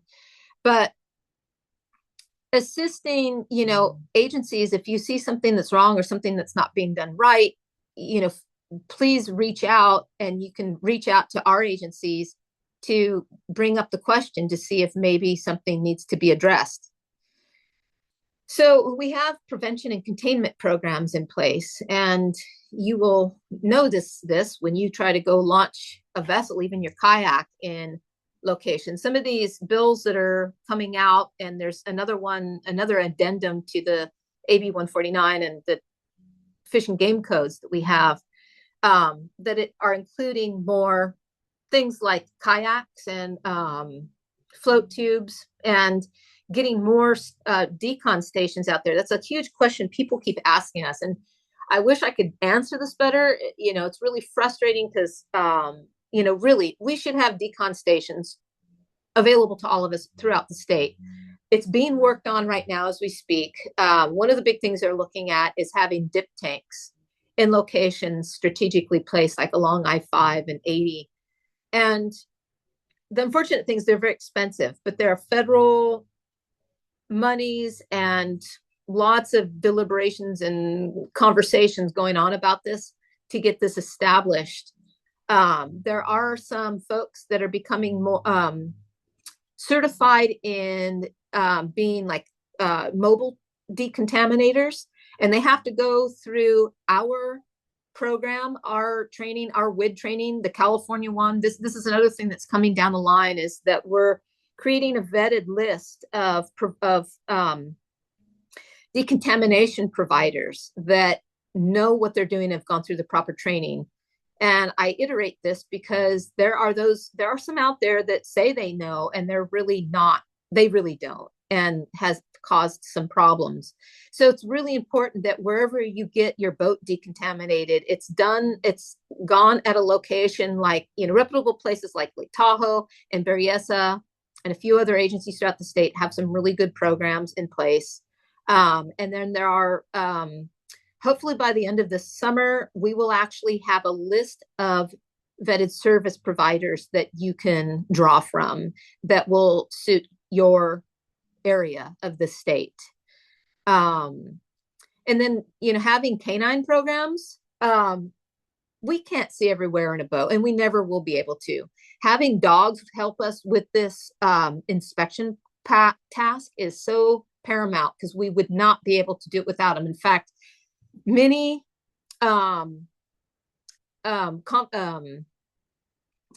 situations where a boat had mussels on it and were intercepted about to launch were due to because a dog actually was able to smell them, and where a human wasn't able to see them. So, really supporting these canine programs is important as well. I'm going to share a video of this. I'm going to share a video here for in this section, we're going to discuss vessel and gear inspection and decontamination. Okay? Assume that wherever you go, whether it's local or abroad, you're likely going to be carrying something back with you on your gear. You will want a scrub brush, a pick to pry out areas such as pebbles and mud in your boot treads, and a thermometer to make sure you have the water hot enough to kill organisms. The smaller the organism, the faster they die. For tougher gear, use hot water at 140 degrees. For sensitive gear, such as scuba equipment and data sondes and other such equipment with sensitive probes, use warm air temperature water. If all you have is a cold hose, then use it. It's better than nothing. Have a gear box. It's an easy way to store gear as well as to submerge it in hot water that can be heated with the portable tea kettle. For things like waders, neoprene, scuba gear, use 100-degree water. As a rule of thumb, for sensitive gear, use water as hot as your hand can handle. This can also be done at home in the bathtub. If you are concerned about melting your gear, contact the manufacturer for verification. This is an example of my field gear decontamination setup. This can apply to field scientists, contractors, as well as the recreationist. The photo on the right is my work truck in which I fashioned a hanging rack system with the use of 2 telescoping boat hooks. This is where I hang waders, nets, lines, and other gear. Because this is work-related, I have designated gear that is only used at one water body. But should I have to use the same gear in a different water body on the same day, it's imperative to make sure to kill anything hitchhiking on the equipment. When at all possible, use hot water. The use of chemicals in some cases, such as medical or specific scientific applications, are required, but for general purposes, hot water will do. Chemicals are harmful to us, our gear, and the environment. Vinegar is also a less harmful and less toxic replacement in some cases. The 12-volt tea kettle is how I heat the water. The portable pressure washer with 3 power sources is how I hose down gear, and the portable steamer is how I decon difficult-to-reach places on gear that can handle such heat, such as felt-bottom wader boots, boot treads, and areas of boats that are difficult to reach. All of these items are relatively inexpensive and can be found on Amazon, Walmart, and other locations. The portable pressure washer stores easy in any vehicle, has a long-lasting internal rechargeable battery, but can also be run off a 12-volt or an external battery source like a Jackery. The pressure washer generally knocks most things off, but for more stubborn areas, use a brush. We were just in a golden mussel-infested location, so we followed it up with a vinegar spray that we let sit for 10 minutes and then rinsed later, and also allowed the gear to dry out for several days. Sometimes freezing gear overnight is an option, but this isn't always available for everyone, and it doesn't always kill everything, such as funguses. Clean footwear last, making sure to thoroughly clear the tread and lacing. This is where soaking or steaming comes in handy. For smaller vessels, create a system to clean everything off before you leave that location. In this scenario, I use my truck as a mounting station. I clean the back end first and the middle, making sure to get all the nooks and crannies. You'll be surprised where you can find small organisms. Then I load the boat and clear off the nose part that was touching the ground. Then I clean off the back of the truck, and then I close up and leave. I will make sure the vessel is also dry before I use it anywhere else. This location has a cleaning station next to the launch area. It includes a rack, a hose, and a brush that's attached to a cable. It is encouraged for all recreational boating areas to have a cleaning station. When you think you cleaned the boat well off in the water, it's very difficult to get all the small stuff. In this case, I counted 19 little snails, some of which were the very invasive New Zealand mud snail, on this paddleboard after pulling it out of the lake. After cleaning, find a good place to set the vessel to dry. Use a towel if you can't wait for the sun to dry it. If there are no cleaning stations available, another relatively easy option is to get a set of portable sawhorses. They are multi-use, inexpensive, and portable. For larger vessels, make sure to clear anything off stuck to the boat, trailer, anchor, lines, and anywhere else in the vessel.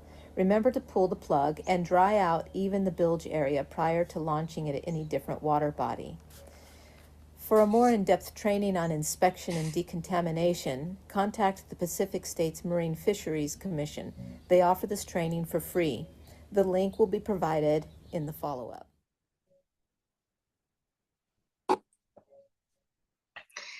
So there's all kinds of information on YouTube.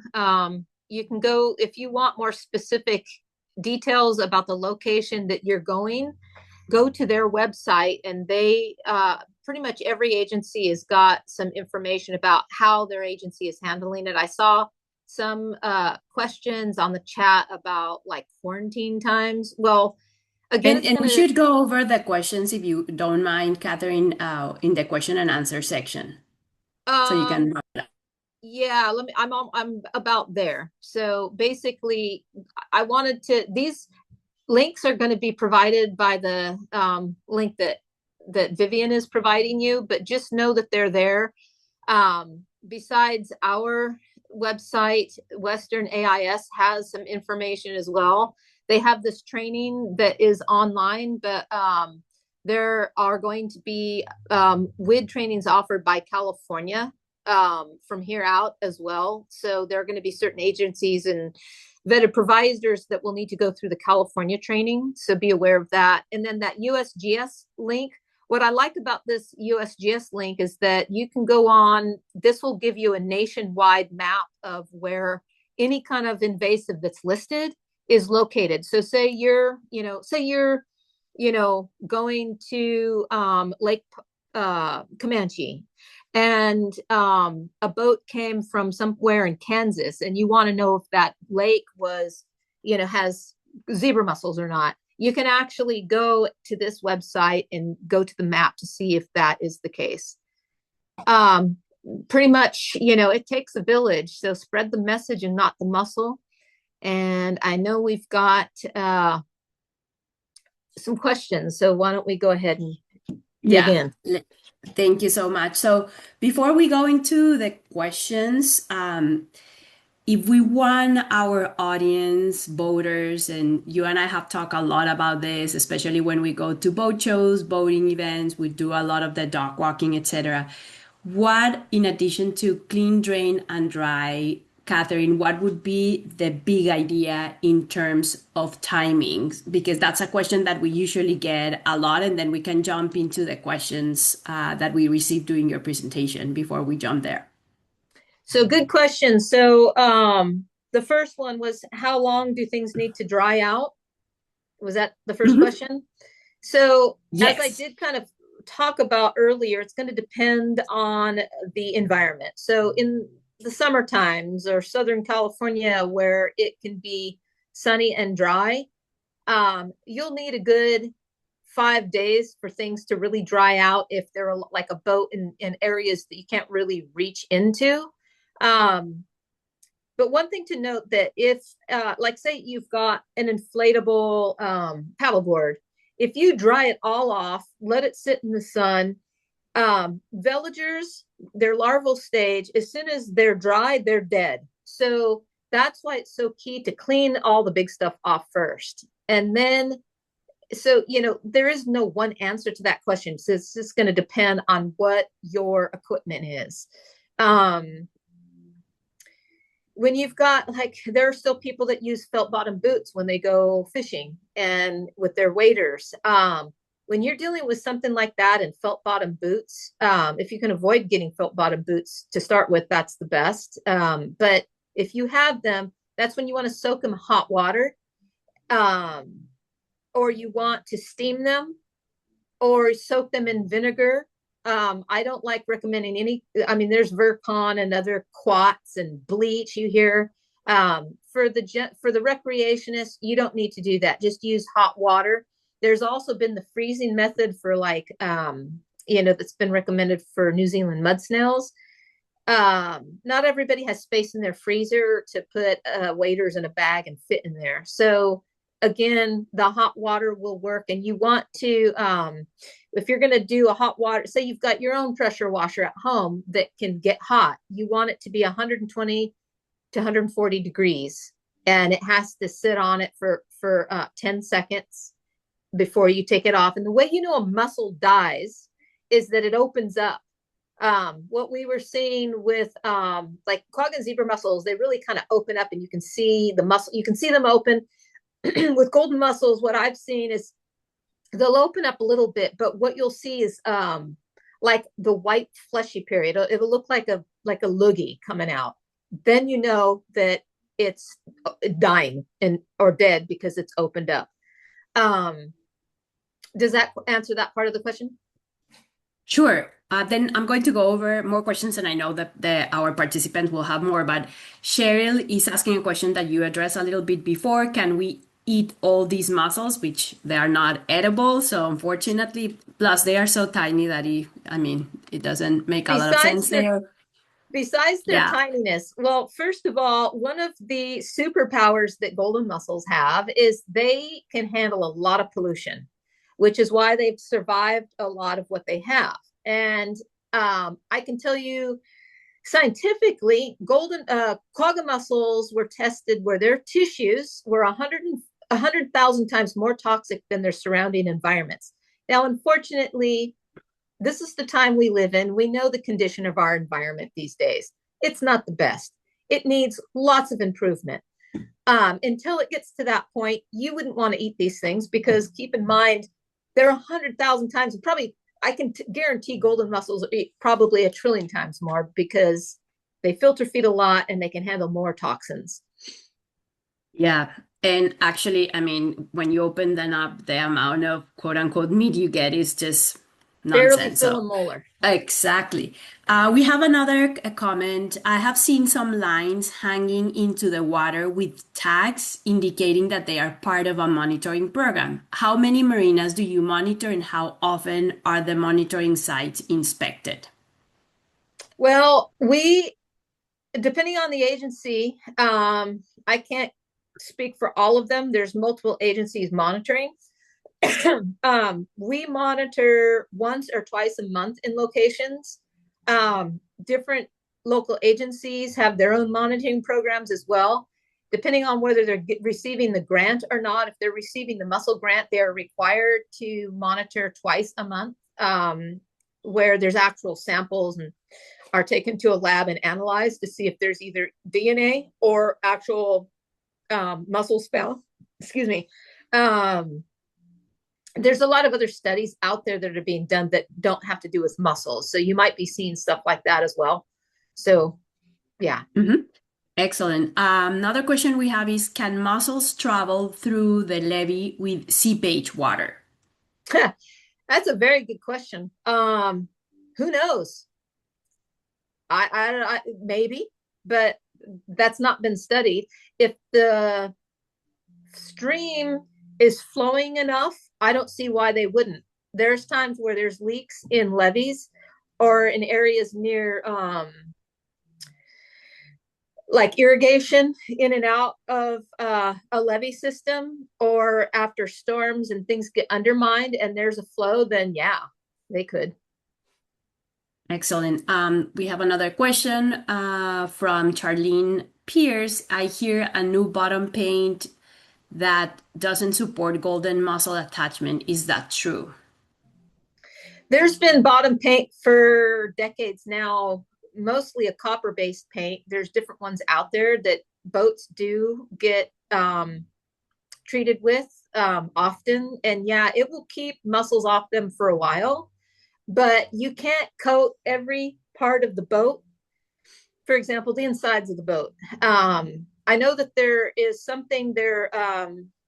Delta Marine was talking about, I don't remember the name of the product, but even around even around the whole bottom side of the boat, including the transom and all the attachments and mechanisms on it that are, like the metal, nickel, or whatever the metal is, it's coating that as well. But you can't get it all, and you can't coat the inside of boats. And you've got all these parts of boats that intake water to cool off a system, whether it's a motor or a generator or some other mechanisms like bladders for like wakeboard boats.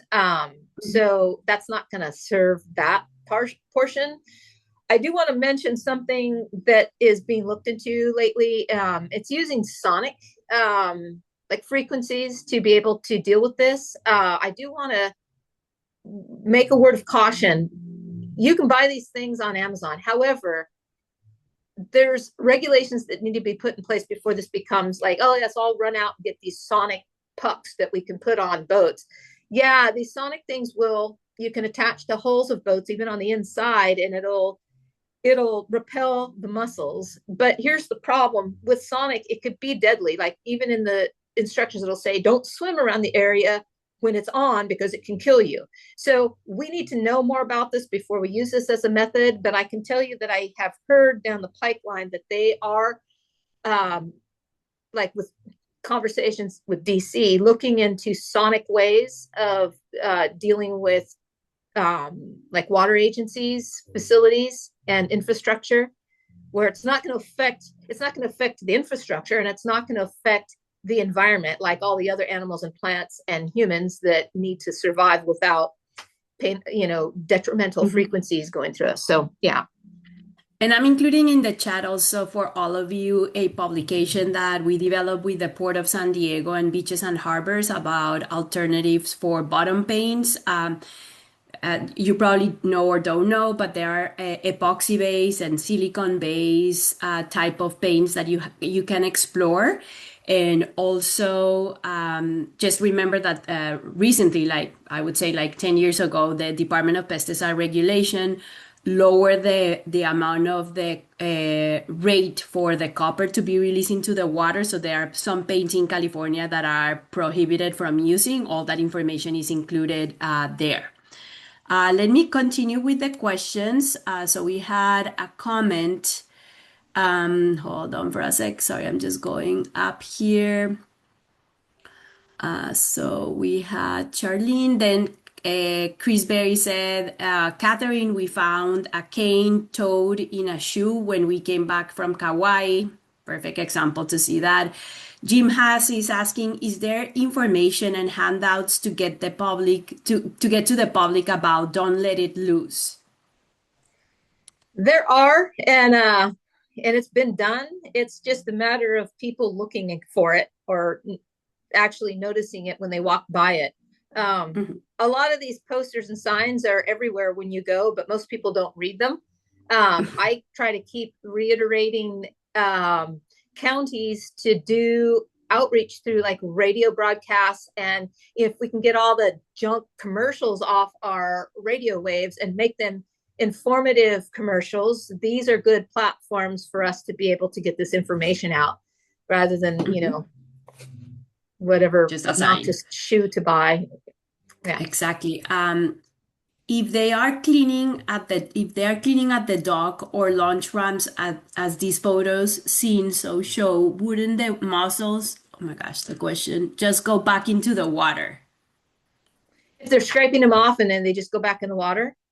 No, if they are cleaning at the dock or launch ramp, as these photos seem to show, wouldn't the mussels then just go back into the water? Those photos that you saw where they were cleaning them off, no, those get those, like that one show where they were scraping the mussels off that boat, that area has like a containment. There's actually like catchment areas near there. They collect it all and throw it away, and it needs to go to the city maintenance, the city dump, not down. You don't want to let it go down in fact, let me mention this because this was an issue. This guy cleaned his mussel encrusted boat off in front of his house in the gutter, and it went down into the drain, and probably, I mean, who knows? We don't know if there's an infestation in the plumbing, in the storm drain because of that. So you don't want to do it that way. You want to make sure it's all contained and thrown away, or it goes to a city dump, or not back in the water. Exactly. We have another question from Bethy Carver. What about picking up waterways trash and dock foam? What about it? We should all do it. Bethy, can you develop your question? If you can unmute yourself, or if you want to type it in again just to understand a little bit and have more context about your question. Okay, well, Betty doing that. Hi. Go ahead, Betty. So the thought was, have you checked with the dump various trash, their processes, and then if the mussels get going there at their locations and in their facilities, in their processing plant. So you might take what you know over to them and ask them if it really is a viable thing to put this stuff in the regular trash, or should it be in a special bin that they could then know what's in there and then deal with it separately and maybe incinerate it rather than just put it into the main dump, because the dump seeps water. And so if the water, if we get levee seepage, we get mussels from levee seepage, and then the dump has seepage, there could be some kind of thing going on with that. Yeah, it's something to consider. However, typically that process isn't a big risk, because most of these, either they're put in bags or they're going to a dry location where they're going to desiccate and they're not going to be associated with a water body. Okay, you're assuming they won't be associated with water body. Well, we can't control everything, unfortunately. We're guessing. We all we can do is educate, and they know when they get trained to do these and deal with the effluent of these decontamination processes, they all are aware that it can't be put in a place that can re-enter a water body. Okay, that it does part need of the to training. It needs to dry out, you know, or and be in the sun or something. Contained in something. Yeah. So I don't know. I just thought about it. Thank you, Betty. Because of the recycling and then the trash and the recycling of trash. So if this recycling gets into all over with I don't know. It's a low risk. Okay. I'll take your word for it, but right now I'm not taking anybody's word for anything. That's good. You shouldn't. Yeah. Don't even trust your shadow. All right. So we have another question from Talitha. So I should clean my paddleboard if I take it to the anywhere other than Half Moon Bay more than rinsing, sorry. If I keep going to the same place all the time, I just clean it off with my hose. I don't go through a whole decom process. I think it would be I wouldn't worry about if you keep going to the same place. If you're going to take it somewhere else, you might want to clean it a little more thoroughly because there could be microscopic stuff on it that you're not seeing. Exactly. We have another question. What early detection technologies exist for golden mussel in lakes, chemical or DNA? Is anyone using this detection technology on unmanned underwater vehicles? Well, what we have added to besides doing plankton tows in which we get nets that are 63 micron, so it's pretty small organisms. There's 3 methods that we do.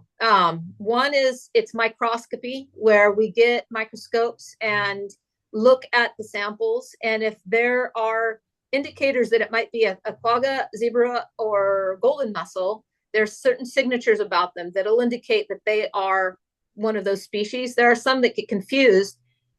To eliminate that confusion, then we go to PCR, which is looking for DNA. So you need the actual mussel itself to determine if it's a specific species. And there's primers that you line up and say, okay, yeah, this DNA matches up. We know it's the species. There's another method. It's not as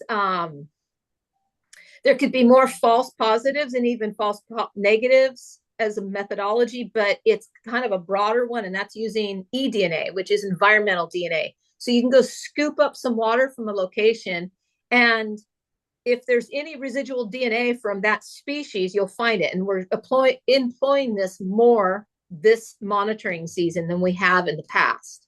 The only problem is that it's only saying, yeah, there's DNA in this water, but it doesn't mean that the mussel is actually there. So the bottom line is, and my whole point of mentioning all these is that you need to use every tool in your toolbox, because even surface surveys that we do where we go and just look and pick up rocks and have substrate settlers to pick up and see if they're settling, all these methods can change. We've seen where there were mussels that settled out on the settling plate. We called them quagga condos back in the day. And it was off a dock at the O'Neill Forebay, where there are golden mussels. Initially, we were finding them on that substrate, but now they don't like the substrate, and they're all up under the docks. And they're coated all over the docks, underneath, and some other places throughout the forebay, but you don't see them on that substrate. So my point is, they're tricky, especially golden mussels. You can clean off a substrate, and 4 days later go back and you'll see adult ones on them again. So the whole point is mussels, all 3 of those, they can move. They can get a little air bubble. They can release their byssal threads and float off to where they will be happy. And so they can move. Okay, we got a couple of people saying that if we can get a recap of what people need to do. I'm including a link right now about the educational material we have been giving to boaters across the state in terms of the clean drain and dry information, which are the general information that all the state agencies working on this issue are doing right now. We have another question, and we have 3 more minutes for questions. I know that we have 2 people waiting with their hand raised, so I'll take those 2. Frank is saying cleaning stations at boat ramps before entering. Where does that water go? Ramps where no inspections are taking place. So where is the water from the boat going? Is the boat coming or going? Where does that water from the cleaning stations at boat ramps before entering? So those cleaning stations. It's going to depend on the cleaning station. So some cleaning stations have a recycling capability where that water is pumped into a filter and it's reused. And we're trying to get to the point where all of them are that way. The ones that are not that way, there's a catchment system, and the station will be located away from a water body. So that water is going to just dry up. Most of them are using a pump system where that water gets pumped in and either discarded or it's filtered and recycled. We have a question. Is there a grant funding source for public agencies to obtain equipment and training for decontamination? And our colleague Lydia, and this is a question from Brian Smith, will be talking about that. The Division of Boating and Waterways utilizes some of the golden mussel fee sticker for that purpose. So Brian will talk about that later on. There's other federal ones, and there's also the Fish and Game Commission offers grants, and they're looking into other money forming grant programs as well for this issue. We have another question. Can safe chemical like a cup of alcohol, peroxide, or vinegar be poured on standing water to smoother the mussels? So no, nothing can go into the water. And let us repeat this clearly. Even though you think that is a non-toxic, remember, vinegar or alcohol have very high concentrations and they can really harm the environment if they get into, for example, like a lake or reservoir. That's why we recommend you clean anything out of the water, because nothing should be going into the water. Because even though it's vinegar and we think, oh, it's vinegar, it's a natural product, well, it's not at that. Remember, the pH of those substances could be extremely acidic and the water is neutral. So receiving that acidity could harm microorganisms and other organisms as part of the food chain and the aquatic environment.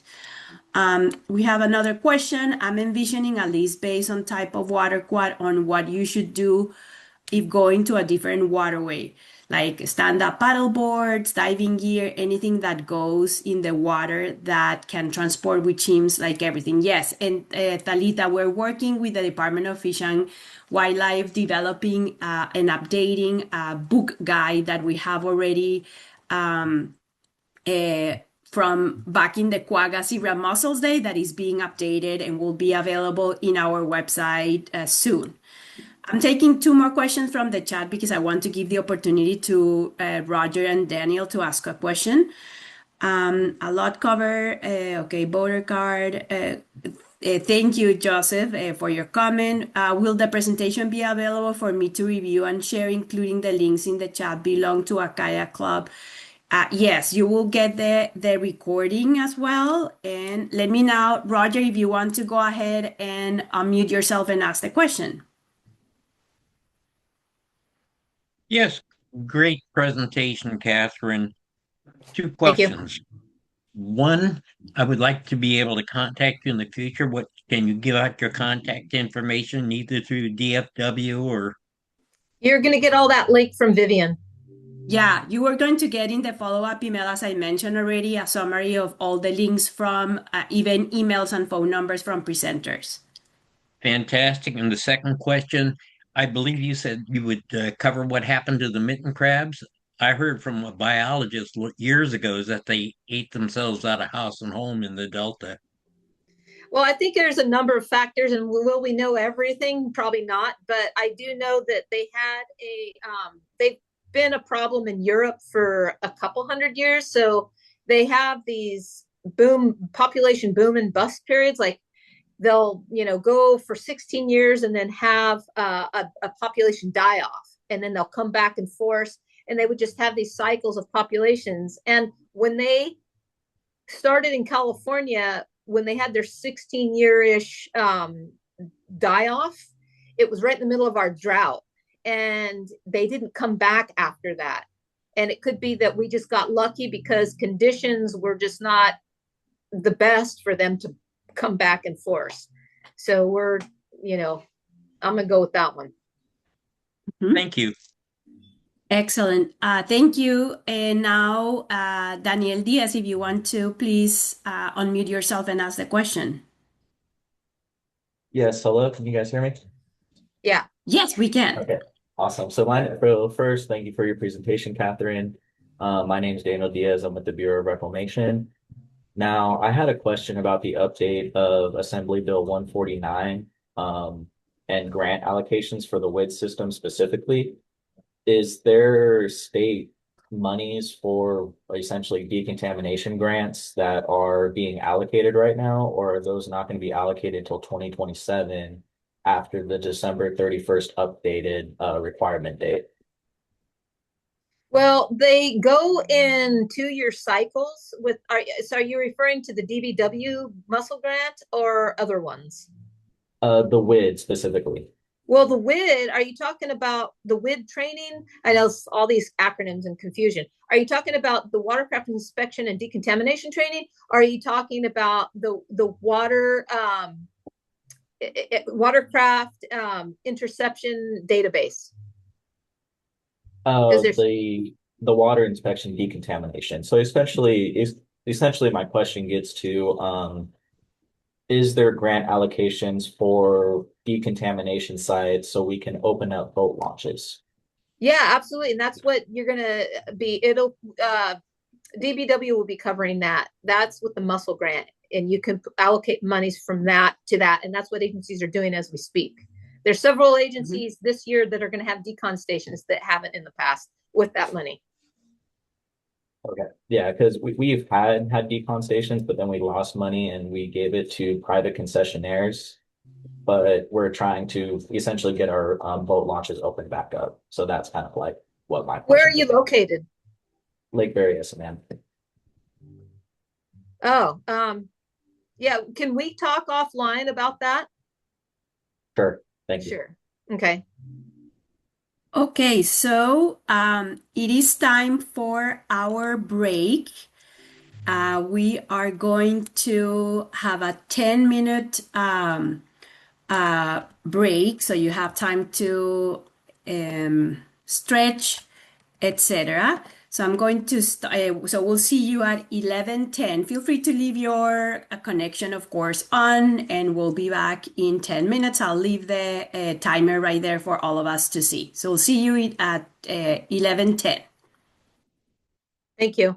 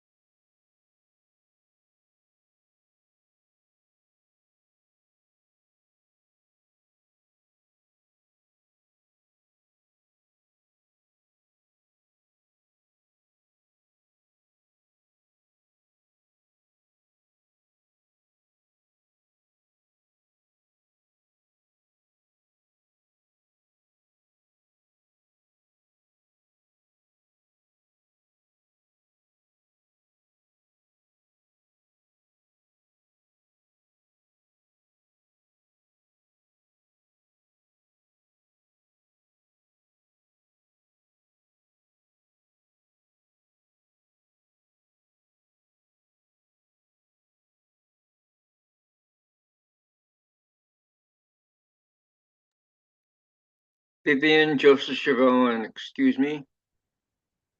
Yes, go ahead, Joseph. Just real quick, do you have the schedule set for the annual Marina Owners Northern California workshop?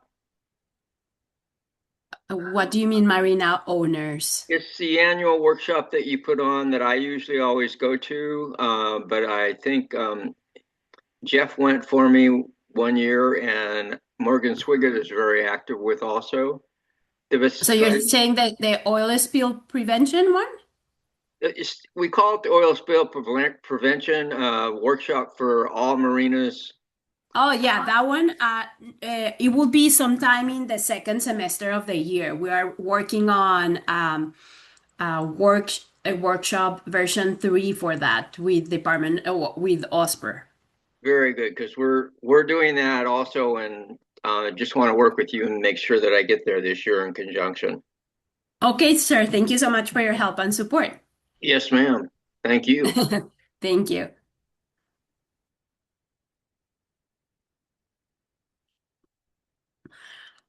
We have 2 more minutes to go, so if you are kind enough to start coming back to your computers with your Colombian coffee or your tea or your juice, that would be fantastic. We'll start in almost 1 minute and 30 seconds.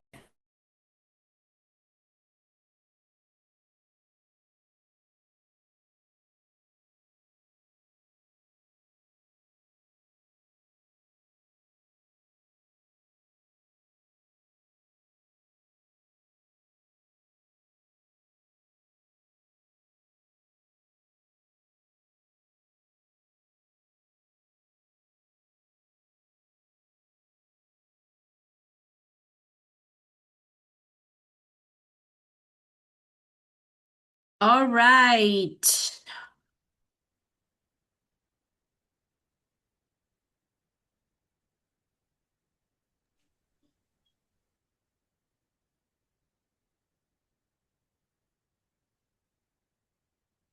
Okay, thank you everybody again for being with us here today. And before we move into my colleague Lydia's presentation, which is the last presentation of our workshop based on the information that you receive, Catherine wants to bring back the big ideas about what you can do. Again, in the chat, we included before the rack card about the big idea message, clean, drain, and dry. If you see, report. But then she wants to put it in her own fantastic words. So Catherine, all yours. My own fantastic words. So the question is, what was the question? Like the big ideas in terms of the best management practices voters need to follow across the state. Well, can't reiterate enough, clean and drain and dry. It's like the stop, drop, and roll method. You have to just add the 3 more. Clean, drain, and dry to your stop, drop, and roll that every child should learn out of the womb. And then avoid chemicals at all costs if you can. So hot water is the method to go. But if you're in a situation where you don't have a way to access hot water and you want to make sure you kill something off, and I'm just going to give the example of float planes, for example, because, you know, there's a lot of pilots out there with float planes and they puddle jump across the country. One of the things that they have with them, because they need to get water spots off their plane to make sure they have the best, you know, no drag on it, is vinegar. And vinegar is a good substitute when you want to kill something fast and you don't have hot water. And like Vivian said, you don't want to release anything back into the water source that you're coming from. So if you do use something other than hot water, like vinegar, in which case what I will do is I'll make sure the whole net or boots or boat is clean and dry, and then I'll spray vinegar on it. And you want to let the vinegar sit on it for at least 5 minutes. And that's just, you know, an outer surface. And then you always want to flush things off with fresh water once again before you let it go into another water body because of that acidity. It'll change pH in an ecosystem. So that's one method. There's been other methods employed where you can put vinegar, like say you've got bladders in your wakeboard boat, and you want to make sure that everything in those bladders, if you have an older boat, newer ones are being designed so that you can actually effectively empty one, or the opening is big enough so you can reach your arm in there and dry it out. But not everybody has new stuff, and these older ones you can't access inside. So putting like a gallon of like a half a gallon of vinegar into the bladder and filling it up with water and driving around so it swishes around inside is a way of being able to kill whatever, because most of the stuff that's going through a strainer before it gets up into the bladder itself, just so you're not sucking up a bunch of gunk from lake bottoms and river bottoms. So it's going to be small stuff to begin with. So it's going to die faster. So I always like using that vinegar method. There are other things out there that scientists and medical teams will use, but it's expensive and it's extremely harsh. And the bleach thing, you still hear so many people, oh, I just bleach it. But bleach is so hard on everything, your gear, your body, the environment. So, for the recreationalists, don't use bleach. Did I cover enough good, Vivian? And just before we move into the next section, I wanted just to reiterate to everybody, all the information will be included in your email, also in the resources that are found in the handouts. And finally, wanted to emphasize that we don't have an homogeneous inspection system across the state because it depends on each water body. And as Catherine mentioned already, yes, probably we're working towards moving into a bigger solution in the future, but that's what we're facing right now. All right, thank you, Catherine. And now we're going to transition to the specific issues that are happening in the Delta. So we're going to have right now our colleague Lydia Kennison with the Division of Boating and Waterways talking about the quagga zebra mussel infestation prevention grant program really quickly, and then she's going to go back to her main topic and expertise for the Division of Boating and Waterways aquatic invasive plant control program. Thank you, Lydia. All right, does this look correct, Vivian? We're seeing your notes. Oh, let's see.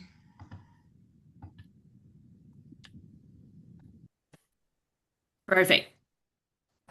You just stop sharing. 1 second. Great. All right. Let's see. I'm trying to get so I could see my notes. Let's see. 1 second, Vivian. Sorry. No problem. We have some of our participants already enjoying lunch, so happy lunch to everybody. Take your time. Okay. All right. Let's see. I'm gonna have to get rid of my notes one more time, I think.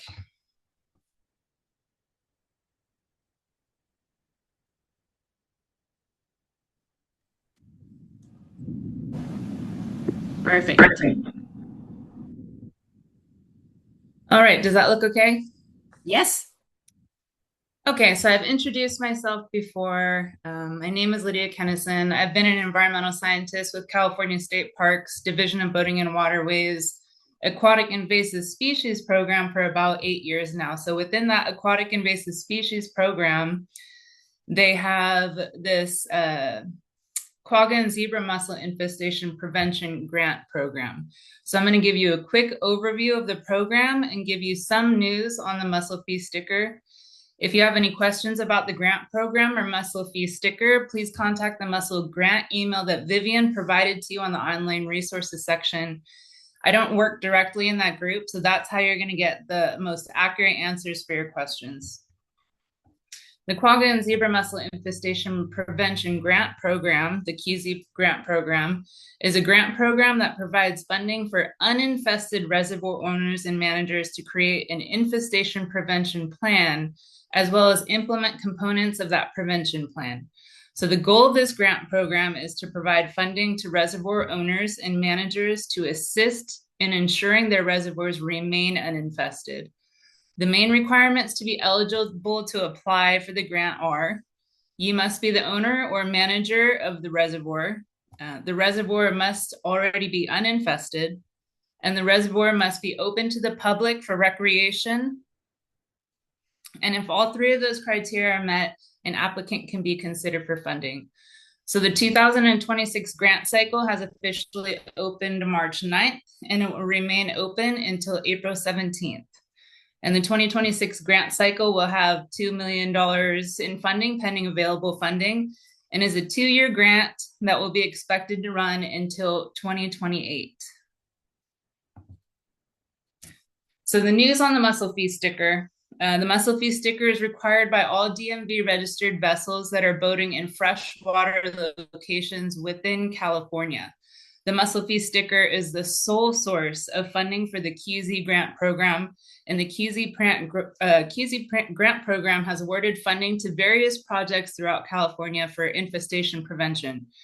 Projects that have been funded include, but are not limited to, prevention plan creation, vessel inspections, vessel inspection hours, canine inspections, which we talked about, decontamination stations also, and outreach. Currently, the mussel fee sticker is a $16 sticker that expires every 2 years, following the same years as vessel registration.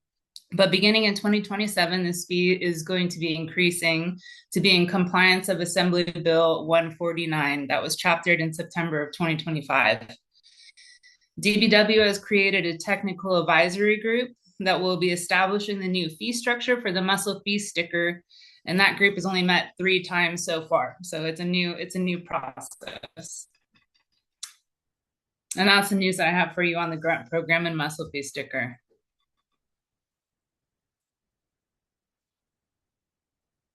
Just to remind you, Vivian has provided that link for you for an email to just shoot your questions to. So if you have any questions regarding those things, it is a new process. So hopefully they'll have answers for you, but that's the best email to go to. All right, and then I'm going to move on to my presentation. I'm going to talk to you about the program that I actually work in within the Aquatic Invasive Species Program, the Aquatic Invasive Plant Control Program. I'm excited to show you guys all this program and teach you about some of the plants that we're dealing with out there. So this is just an outline of what I'll be talking to you about. First, we'll learn about the Aquatic Invasive Plant Control Program and some of its key components. We've got it kind of split into 2 teams, one that focuses on floating aquatic vegetation, which I'll refer to as FAV, and one that focuses on submerged aquatic vegetation, what I'll refer to as SAV. So I'll discuss what goes on in each of those teams. Then we're going to kind of learn how to identify the plants that we're dealing with. So to start, I want to explain one reason why you should really care about aquatic invasive plants. This is a flyer that was created by the California Invasive Plant Council. $82 million is a lot of money. So invasive plants are a big issue that take a lot of funds to try to tackle. That's why workshops like this are so important. The cheapest way to control invasive plants is through prevention, and one of the best ways to do that is outreach.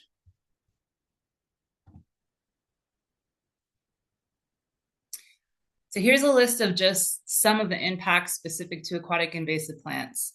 They can restrict waterways for navigation or recreation, crowd out native plants because they're much hardier and great at monopolizing resources to grow. They can also affect restoration sites. The restoration sites are created to provide a healthy habitat for native species, and the introduction of invasive plants can alter that habitat and food web structure for those species, causing the whole effort to be ineffective. Invasive plants also restrict water flows and even can clog intakes to facilities or ag water intakes. And restricting water flows can also cause the perfect breeding grounds for mosquitoes, which is a big public health concern. So as you saw in the previous slide, impacts of these invasive plants are super far-reaching, and our control efforts benefit the environment, public health, and also the economy. So in the Delta, we have the Port of Stockton and the Port of West Sacramento who rely on us to keep the waterways open and navigable. There's been instances before where we've had ships that can't tell the difference between land and plant cover, and so they can't get to the ports. The Delta also has more than 80 privately owned marinas who rely on boats being able to come in and out of their slips and their boat launches. And there are a lot of more people than you would think that are impacted by the Delta waterways.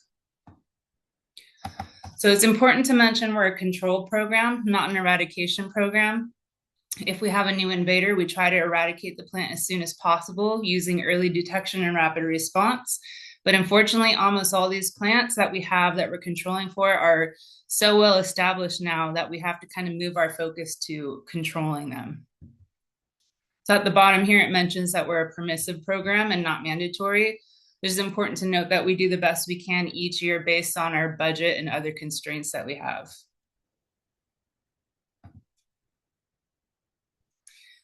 Just to briefly discuss the background of the program, we've been the lead agency in the California Delta, its tributaries, and Sassoon Marsh for invasive weed control since 1982 through Harbors and Navigation Code 64 and 64.5.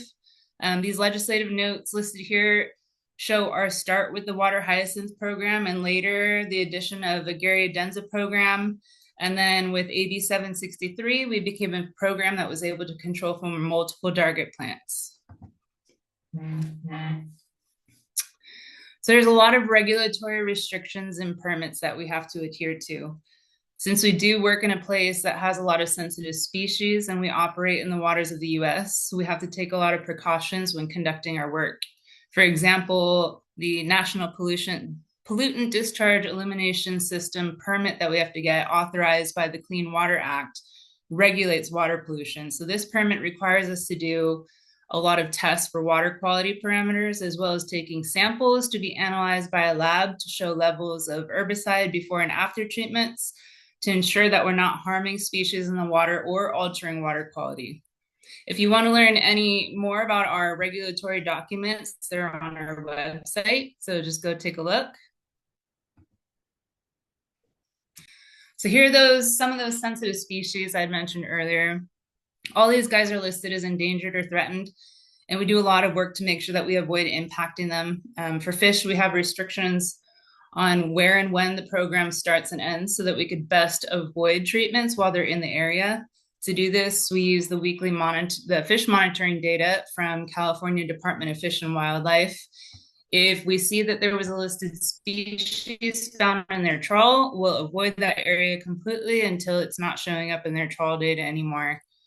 If the need for mechanical harvesting arises, we do surveys for giant garter snakes, burrowing owls, nesting birds, and any other sensitive species that might be impacted.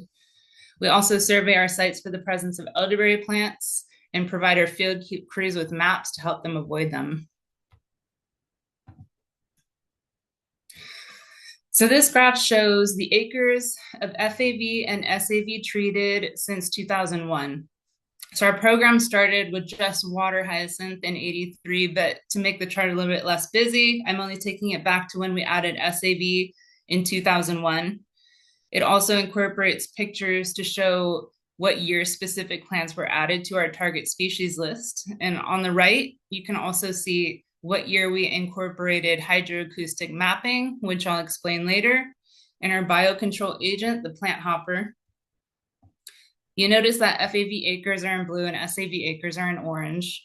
So our program is split up this way. We have an FAV team and an SAV team. Treatment methods and monitoring are different for each team because if you think about it, you need really different strategies of treatments for plants that are just floating on top of the water compared to those that are completely submersed. It's different application methods and the environmental factors are completely different. So you'll see that the acres treated kind of fluctuates, and that happens for a few reasons.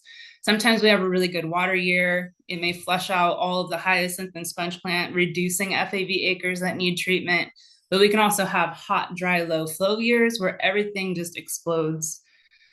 Fluctuation can also be caused by the resources we have available that year, either due to funding or the amount of staff that we have at the time. Both of our teams utilize herbicide as their main control method.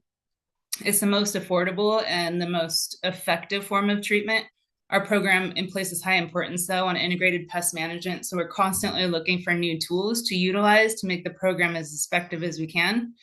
Whenever we add a new tool, though, or herbicide, we have to do in-depth studies and collect a lot of data to prove that we're not degrading or affecting water quality before we actually operationalize it. In the middle picture, you could see an herbicide treatment being done on water hyacinth. And in the upper left picture, you see a drone that's used for herbicide application. So this is a relatively new tool that we've been using. We have contractors that have a great deal of expertise using drones. They're able to get into areas that aren't accessible by boat, and they can cover much more area in one treatment. I've been really impressed with the even coverage it gives, and they can kind of weave in and out and avoid non-target species, which has been great. On the right, you can see our physical control methods. Hand removal is up top, but it's super labor intensive and it's a slow process. In cases where herbicide treatments can't be used, though, it's always an option.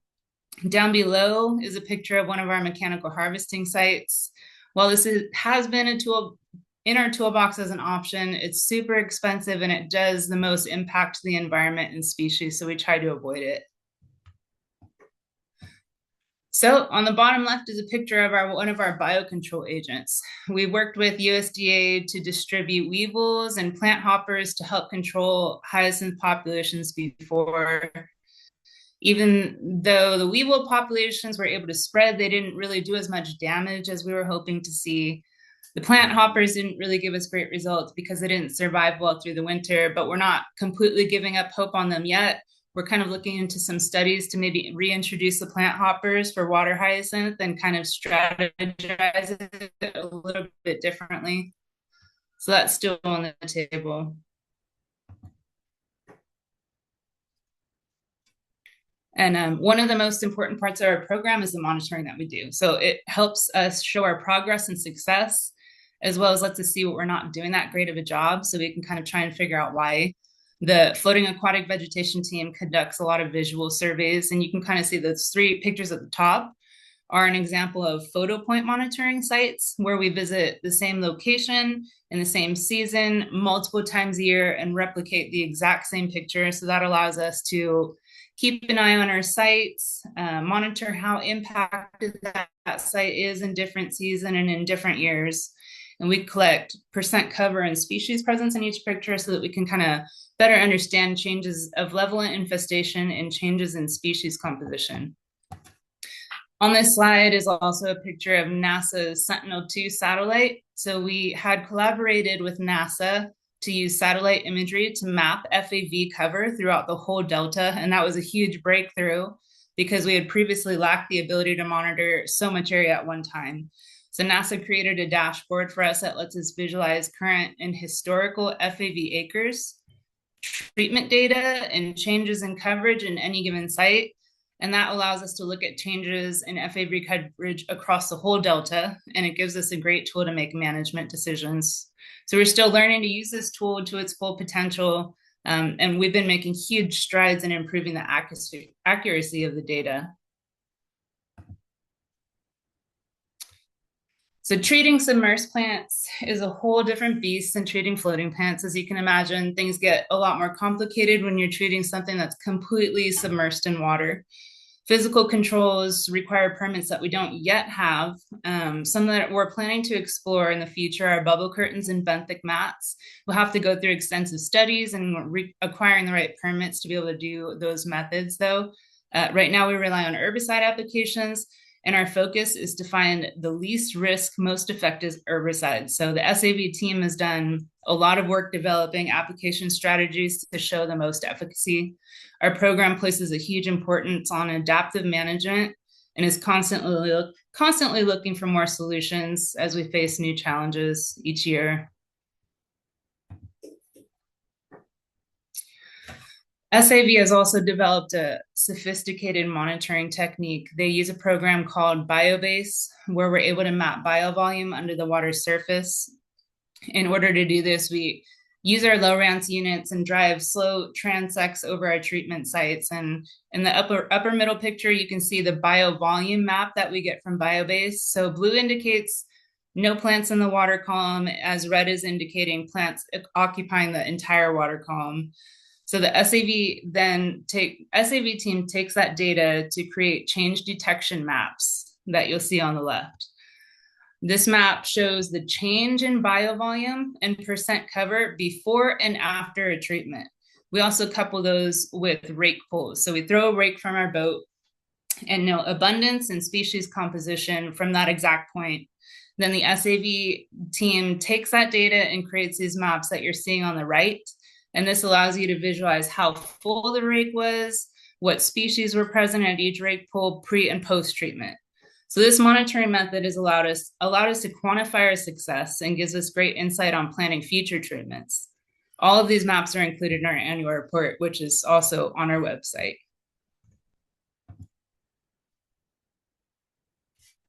So a small summary of the program.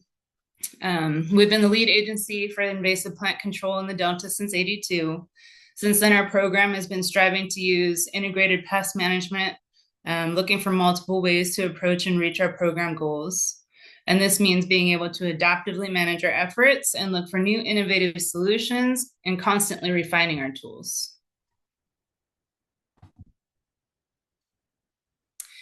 Okay, so now I'm going to go into a little bit of plant identification. I'm going to show you 2 short videos that give a really quick overview of each one of the plants we control for.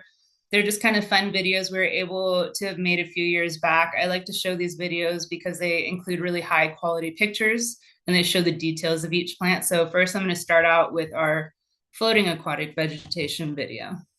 And Vivian, please let me know if you can hear it. Of course.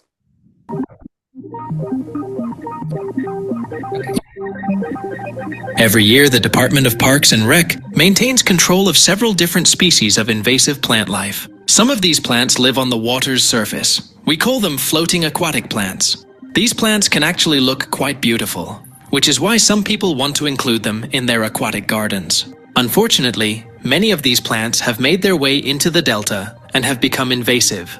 The first plant we'll discuss is called alligator weed. Alligator weed can grow in different environments, so it may appear slightly different depending on its location. It can be found both in the water and on land. The physical characteristics of the plant can vary too. For example, if it's growing on land, it won't have the hollow stem that is typically associated with alligator weed. One of the easiest ways to identify alligator weed is to look for its flower. It resembles a small white cluster, similar to clovers found in lawns. However, depending on the time of observation, the plant may not have any flowers, which makes identification a bit more challenging. Be careful not to let any fragments escape while handling it, as this plant can easily propagate from small pieces. Another feature to consider is the leaves. Alligator weed is often mistaken for water primrose because they both have smooth leaf margins. However, alligator weed has an opposite leaf arrangement, meaning 2 leaves grow from the same point on the stem, but in opposite directions. This map depicts the distribution of alligator weed in the delta from a previous year. Unfortunately, there will be more locations to add to this map every year. Uruguay water primrose. Identifying Uruguay water primrose can be challenging because its appearance varies depending on its growth stage. When it floats at the water surface, the leaves are round, smooth, shiny, and form a rosette shape. However, as the plant grows taller and emerges from the water, the leaf shape changes. The color of the stems can also change from green to reddish-brown and woody due to environmental factors and age. The easiest ways to identify Uruguay water primrose is by its bright yellow flower, which typically has 5 to 6 petals. Another distinguishing feature is its alternate leaf pattern, unlike alligator weed's opposite pattern. Let's talk about the infamous water hyacinth with its beautiful purple flowers.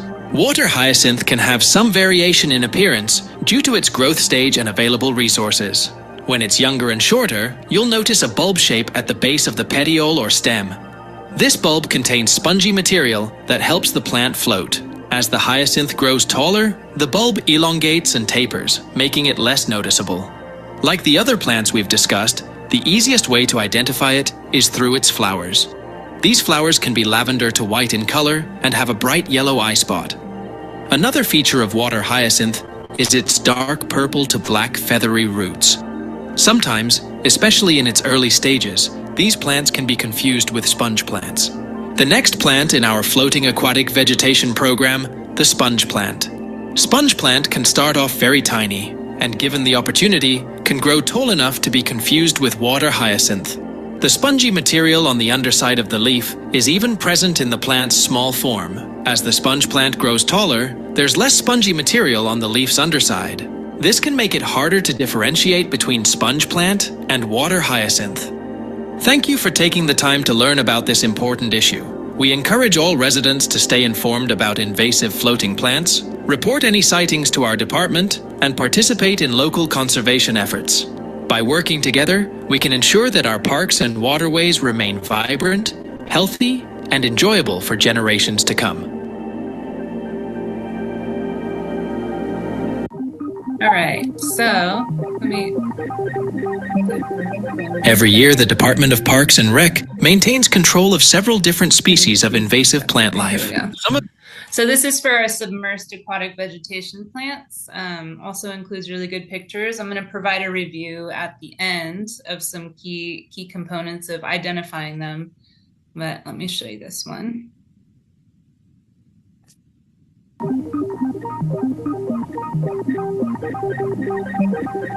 Our waterways are teeming with life, but the delicate balance of our aquatic ecosystems is threatened by invasive submerged plant species. Today, we'll identify these plants and explore the impact of these invaders in our delta. Egeria densa, commonly known as Brazilian waterweed, is an aquatic plant species recognized for its submersed, robust whorls, native to South America. Egeria densa has been classified as an invasive species in the delta. Its adaptability and rapid growth can lead to the formation of dense mats, potentially displacing native vegetation and affecting local ecosystems. The plant features long, slender stems adorned with whorls of bright green, lance-shaped leaves. Leaves of 4 to 6 with small white flowers. The next plant is called coontail. This plant is not rooted in the ground. They have heavy stems that temporarily anchor them to the bottom until the current is strong enough to move it to another location. This gives the plant a rough, scratchy texture and a similar appearance to a raccoon's tail. Unlike many submerged plants, this one does not collapse on itself when you take it out of the water. The next submerged plant that we're going to talk about is Carolina fanwort. These leaves are very smooth and soft to the touch. Fanwort is a plant that collapses on itself when you take it out of the water. Because of that, it's sometimes helpful to hold it underwater so that the leaves fan out and allow you to see the true shape. Fanwort characteristics are flat, smooth, fan-shaped leaves which can be red to green and grow in an opposite pattern. The next plant is called Eurasian water milfoil. This plant has a leaf that looks very much like a feather, with 12 or more leaflet pairs on each leaf. There are typically 4 leaves connecting to the same point on this stem, creating a whorl growth pattern which you can see clearly. The plant has delicate leaves that collapse onto itself when removed from water. The final plant we'll discuss is curly-leaf pondweed. Curly-leaf pondweed, Potamogeton crispus, is an aquatic plant known for its distinctive curly and serrated leaves, giving it a unique appearance underwater. This submerged perennial plant is commonly found in freshwater environments, such as ponds, lakes, and slow-moving streams. The leaves are arranged alternately along the stem and have a crinkled or wavy texture, providing an interesting visual contrast in aquatic ecosystems. Curly-leaf pondweed is an invasive species in some regions, often outcompeting native aquatic vegetation. Its ability to form dense mats on the water's surface can impact water quality and hinder the growth of other aquatic plants. We're beginning to see a lot of this plant in the delta, and it's important for us to note and observe these new species as we see them. Together, we can protect our aquatic ecosystems and ensure a vibrant and sustainable environment for generations to come. Join us in the effort to keep our parks and recreational areas flourishing. Respect nature, protect our waters. It starts with you.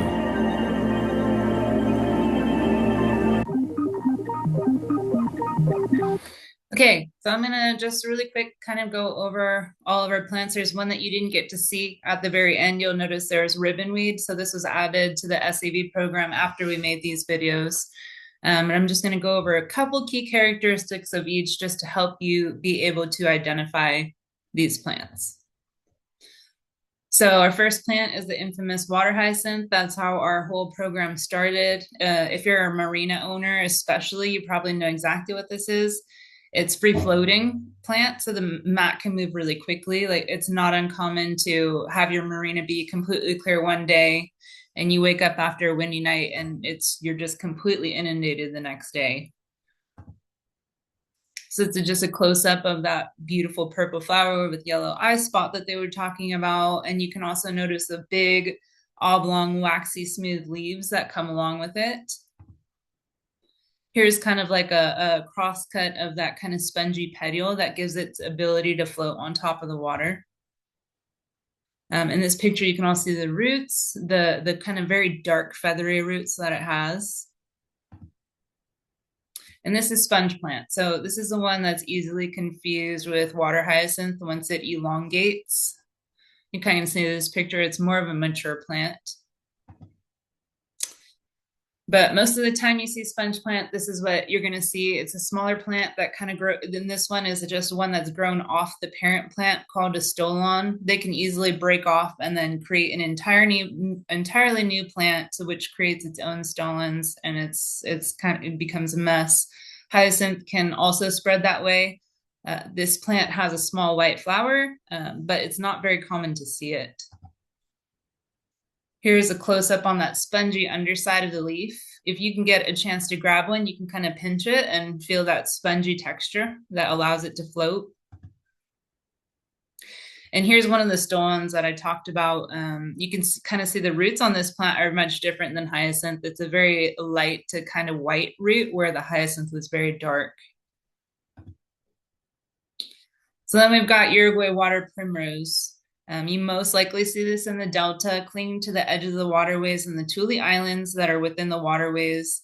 This plant forms very dense mats and can crowd out waterways very quickly, restricting navigation. It starts at the edges and spreads across the top of the water. The easiest way you'll be able to identify it is its flower. So it's got these bright, showy yellow flowers. It has about 5 to 6 petals. When mature, and it's blooming usually from May to December. The video had talked about when, it can look very different in different growth stages. So this is a plant when it's young.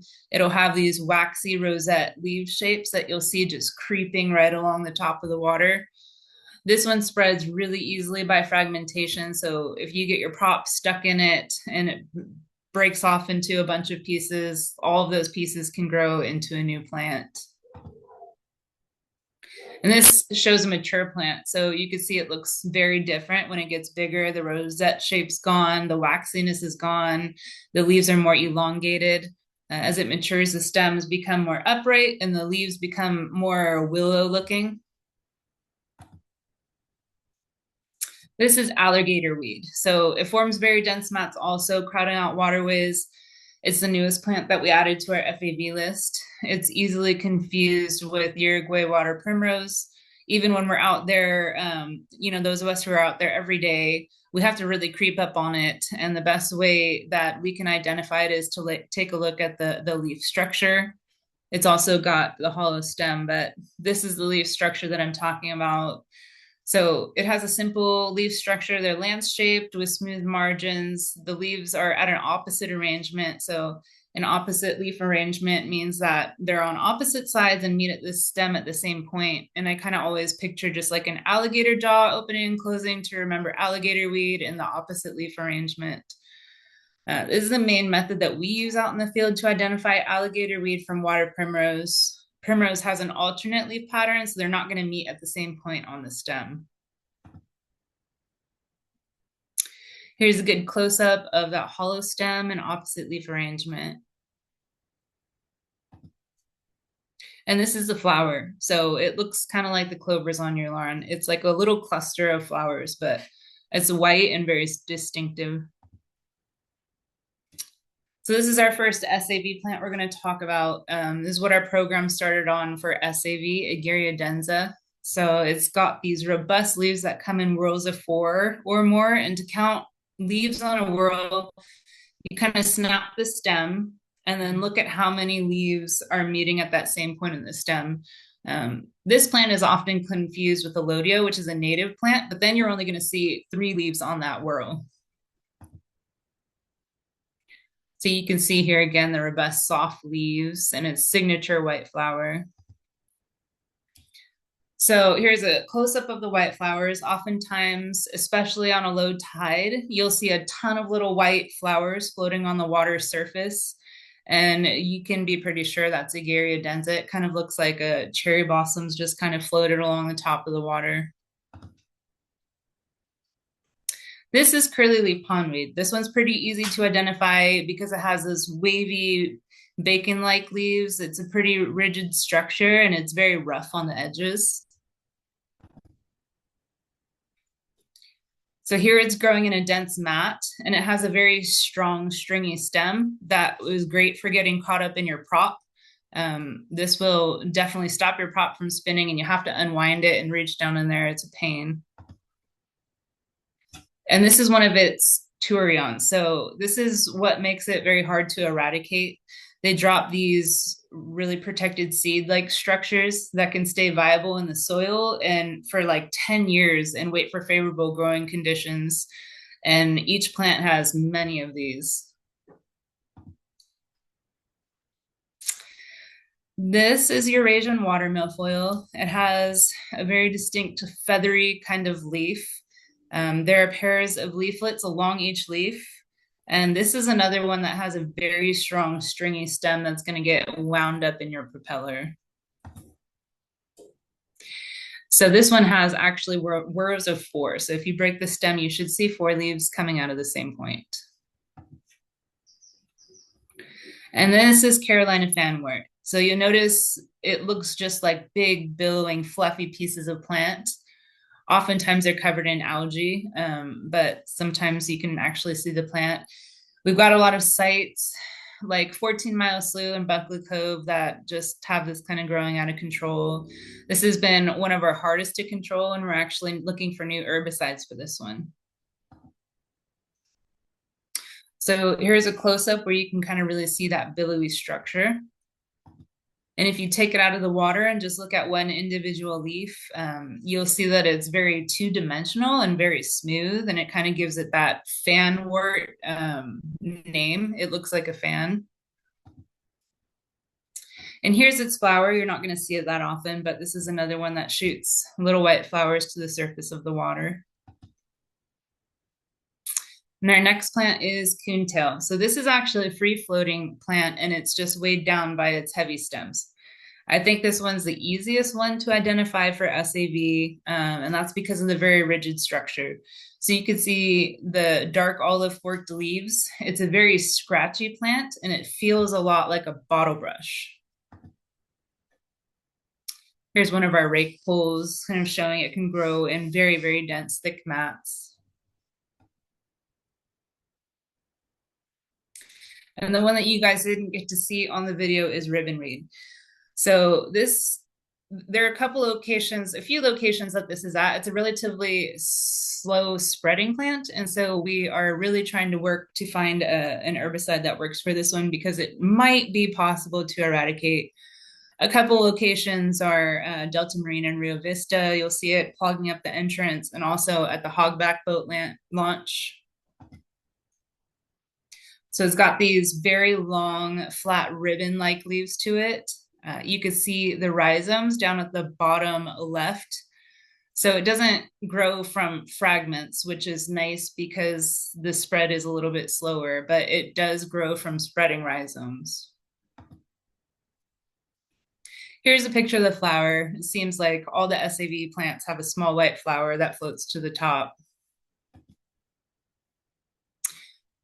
And what you can do, so it's great to learn how to recognize aquatic invasive species. This helps makes it clear and accurate to report to us where you're seeing these infested areas to our AAS email.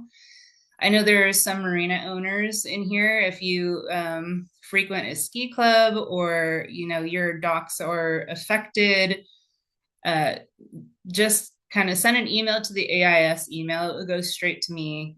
We do try to prioritize marinas and recreational areas. So hopefully we'll be able to help you out and send a team over there and look at what's going on. Also, being knowledgeable and spreading the knowledge helps to spread the message to stop the spread. So I included a handout Vivian made available to everyone. It's a PDF that makes a great poster of our target plants that you can print out, hang in your workplace or at home. And also always make sure you're practicing clean boating habits. Catherine did a great job of going over this, so I'm not really going to say too much on it. It's important to clean off plant fragments also, though, and we received a picture of the golden mussel actually clinging onto some of our plants. So plants are important to get them off your boat. And if you notice a waterway or marina that's impacted, again, just send the location and a picture to the AIS email, and we'll come check it out. If you have a dock at your home, you are allowed to hand remove the plants. I would recommend trying to get them when they're young, as they swell with water, and when they become big, they're really hard to pull out of the water. So you are allowed to hand remove. It's a great thing to do. Just make sure you take it all out of the water. Make sure it dries completely dries before you dispose of it. And another important note is that only DBW and its partner agencies are legally authorized to use selected herbicides and biocontrol. So, hopefully people aren't out there just kind of pouring herbicide into the water.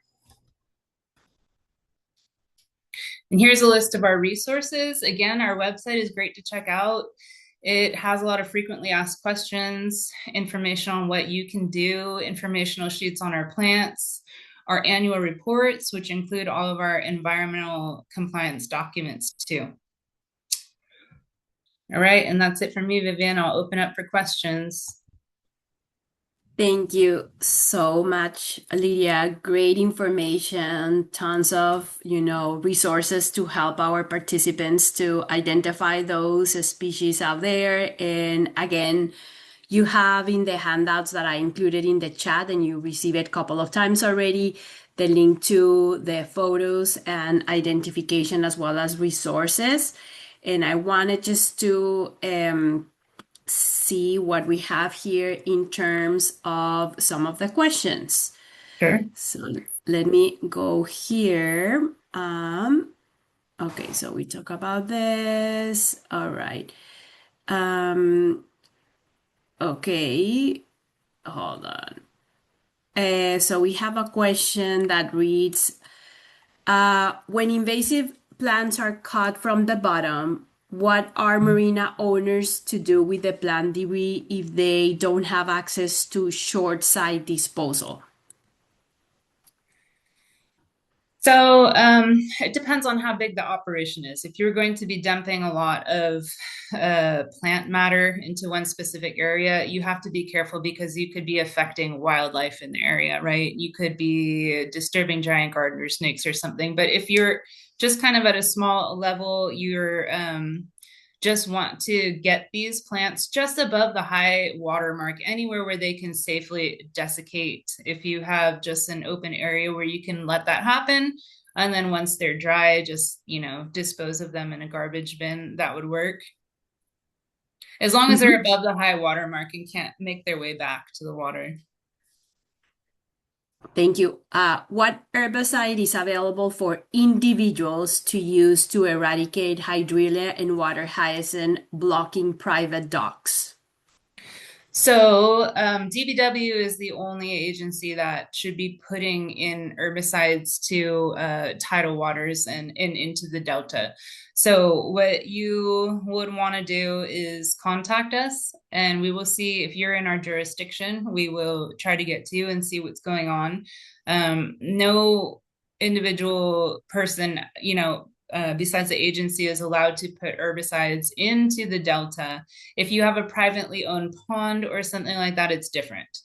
Then it's out of our jurisdiction, and you'll have to kind of get advice from your county ag commissioner. Excellent. We get a couple of kudos to the great workshop and presenters. And then it says, why the change in acreage treated in the last few years? So we've had, I'd have to go back to my graph to see exactly the changes, but it most likely due to, we've had great water years. We've had less FAB acres, and we've had less staff this last year. And so you probably have seen it go down, but those are the two main components. Like, do we have a good water year? And also, do we have the staff to support it? We're extremely short-staffed this year. And so I'm interested to see what's going to happen with the acreage. But also, we are, especially with SAB acreage, we're taking on other agencies' restoration sites. So DWR has huge restoration sites, and that could bump up our SAB acreage by quite a bit because they do pay for our services.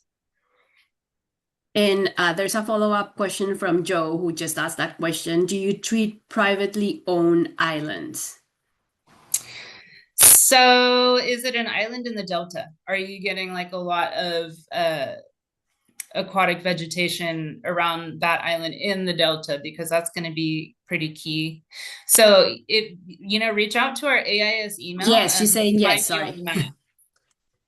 Yeah, that's sure. Yeah. So just get in touch with us in the AIS email. We try to prioritize marinas and recreation in these things. So we'll see where you're at, and that would help a lot. Great. And Joe, the information from Lydia will be included in the email in case you have a follow-up specific questions. Can any of these plants be fed to livestock? I have seen some studies done. I've seen, especially with water hyacinth, being fed to cattle animals, but it's an extremely nutrient low plant. And we haven't, as an agency, been able to go and partner with anybody for that. I know that there's some independent studies though doing that, and also using them for different type of, I think, compost bin materials, things like that. So there are interesting studies out there. Mm-hmm. When there's another question, when I pull the weeds, I let them dry and put them in green waste. Is that a permissible solution? Yeah, absolutely. As long as it's completely desiccated before you throw it in the green waste, that's perfect. All right. I don't see any hands up or any additional questions in the chat. So want to thank all of you and the speakers for joining us today in this educational workshop where we started from a bird's eye view perspective. And because, as I stated in the email you received and the agenda, we're focusing on freshwater invasive species. That's exactly what we did. You're going to receive later on a link, an email with all the resources, again, recapping everything for you, including the full contact information for each of the speakers. I have one more question here. Is blackberry bushes considered invasive species? Absolutely. Yeah. The Himalayan blackberry is very invasive. Restoration sites spend a lot of energy trying to get rid of them, but it is a terrestrial plant, so we don't deal with it. But it is very invasive. Yeah, I hate that plant. Oh my gosh. All right, so 12:01, perfect timing with our agenda. I'm going to include in the chat the evaluation form for the workshop. It only takes 1 minute of your time before you go to your fantastic lunch. Please help us. We'll be sharing with you the recording later on, or probably tomorrow morning, because it takes time for Zoom to compress the file and then for me to upload it into our YouTube channel. All the resources will be there. Any additional questions, please let us know. And I'm going to right now stop recording here.